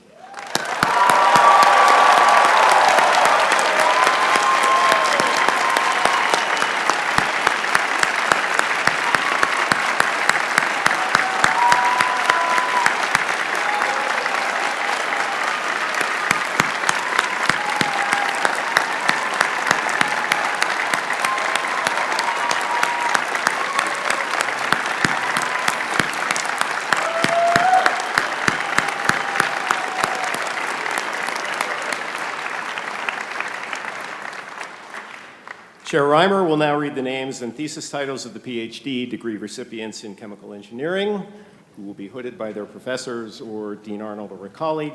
Would the chemical engineering PhD candidates please rise and line up on the left of the stage?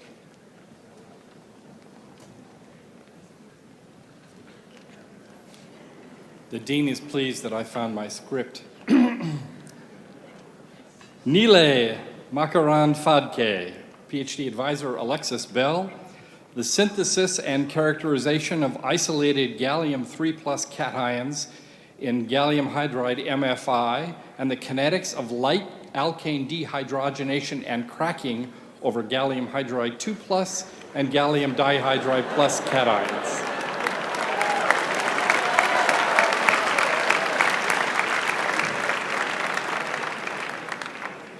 Julie Elaine Rohrer, advisors Alexis Bell and Dean Tost, heterogeneous catalytic conversion of biomass-derived platform molecules to fuel and specialty chemicals.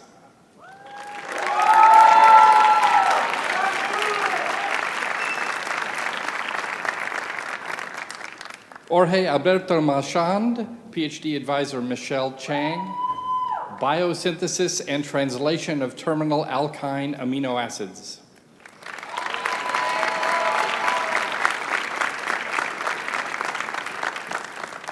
James Linkoff, PhD advisor Teresa Head-Gordon, hooded by John. Oh no, Teresa's here. Oh good, headed by Teresa Head-Gordon. Development and application of methods for biomolecular simulation.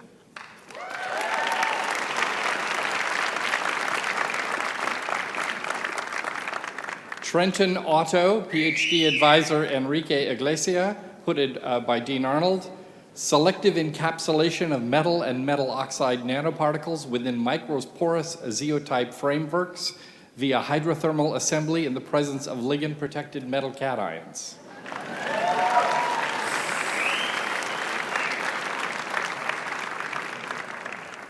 Nicolas Andres Grosso Giordano, PhD advisor Alexander Katz, understanding grafted cations in controlled environments for heterogeneous catalysis.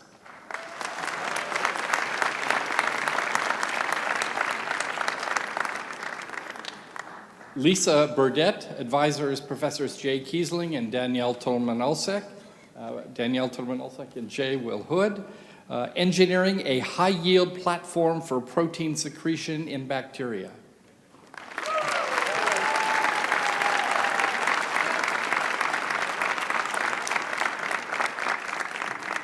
Kristen Ann Caldwell, PhD advisor Jeffrey Long, controlling crystallization and transport in metal organic frameworks.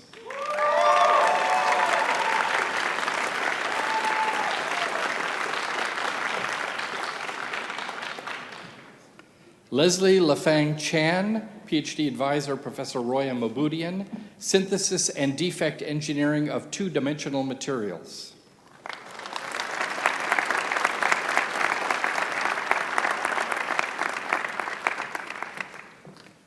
Kyle Diedrichson, PhD advisor Professor Brian McCloskey, high transference number polymer-based electrolytes for lithium batteries.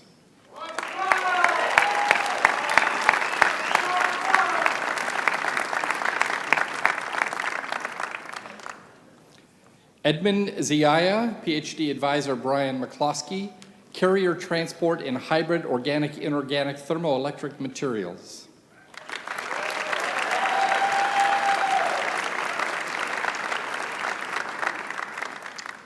Mark Martin Casas, PhD advisor Professor Ali Mesbah, Professor Susan Muller-Wood, Bayesian experiment design and estimation for probabilistic modeling of biological systems.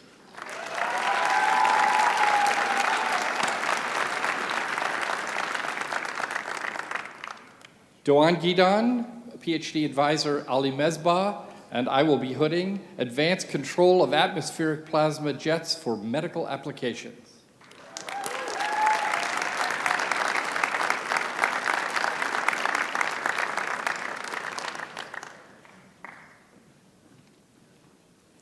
Sabrina Sun, PhD advisor Professor David Schaefer, engineering adeno-associated viral vectors for gene therapy, gene targeting, and gene manipulation.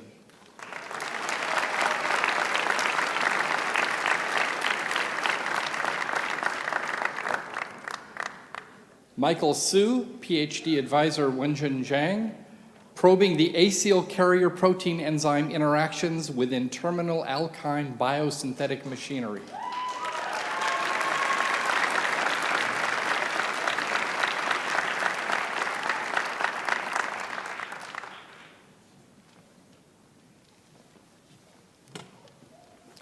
By virtue of the authority vested in me by the President and the Chancellor, I grant you the degree of Doctor of Philosophy in Chemical Engineering.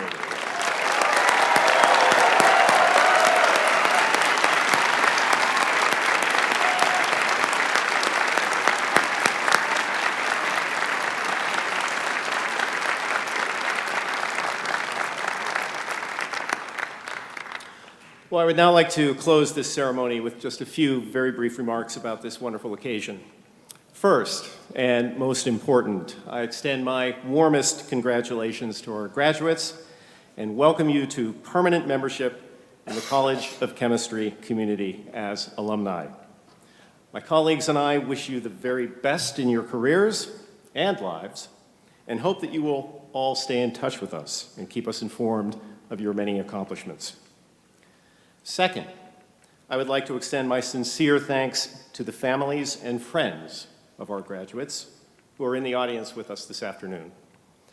The successes of the graduates sitting before us would not have been possible without your sustained love and support. All of you have played a vitally important part in bringing us here today. My colleagues and I applaud your efforts and share your pride in the accomplishments of these very impressive young men and women. And finally, graduating from the College of Chemistry carries with it a responsibility that continues after you leave Berkeley. Now more than ever, we depend on our alumni to continue to support the teaching and research carried out here, and we hope that you will remember us as you move into your future careers. But don't worry, we'll remind you of that. And just as one example of giving back, our undergraduate and graduate students both had crowdfunding campaigns this year, which raised funds to further enhance our college's diversity and inclusion initiatives and develop more student alumni mentorship and advising opportunities. So I would like to thank the student leaders who played a major role in these crowdfunding campaigns, and also like to thank all of you who contributed to them. And I hope you will consider remaining engaged and giving back to our college in future years. And last but certainly not least, I would like to send a shout out to Shemaya Pelham for the fabulous job that she did in orchestrating today's ceremony.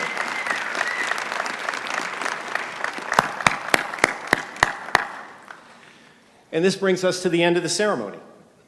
The procession of faculty and graduates will first leave in the same order in which we entered the auditorium.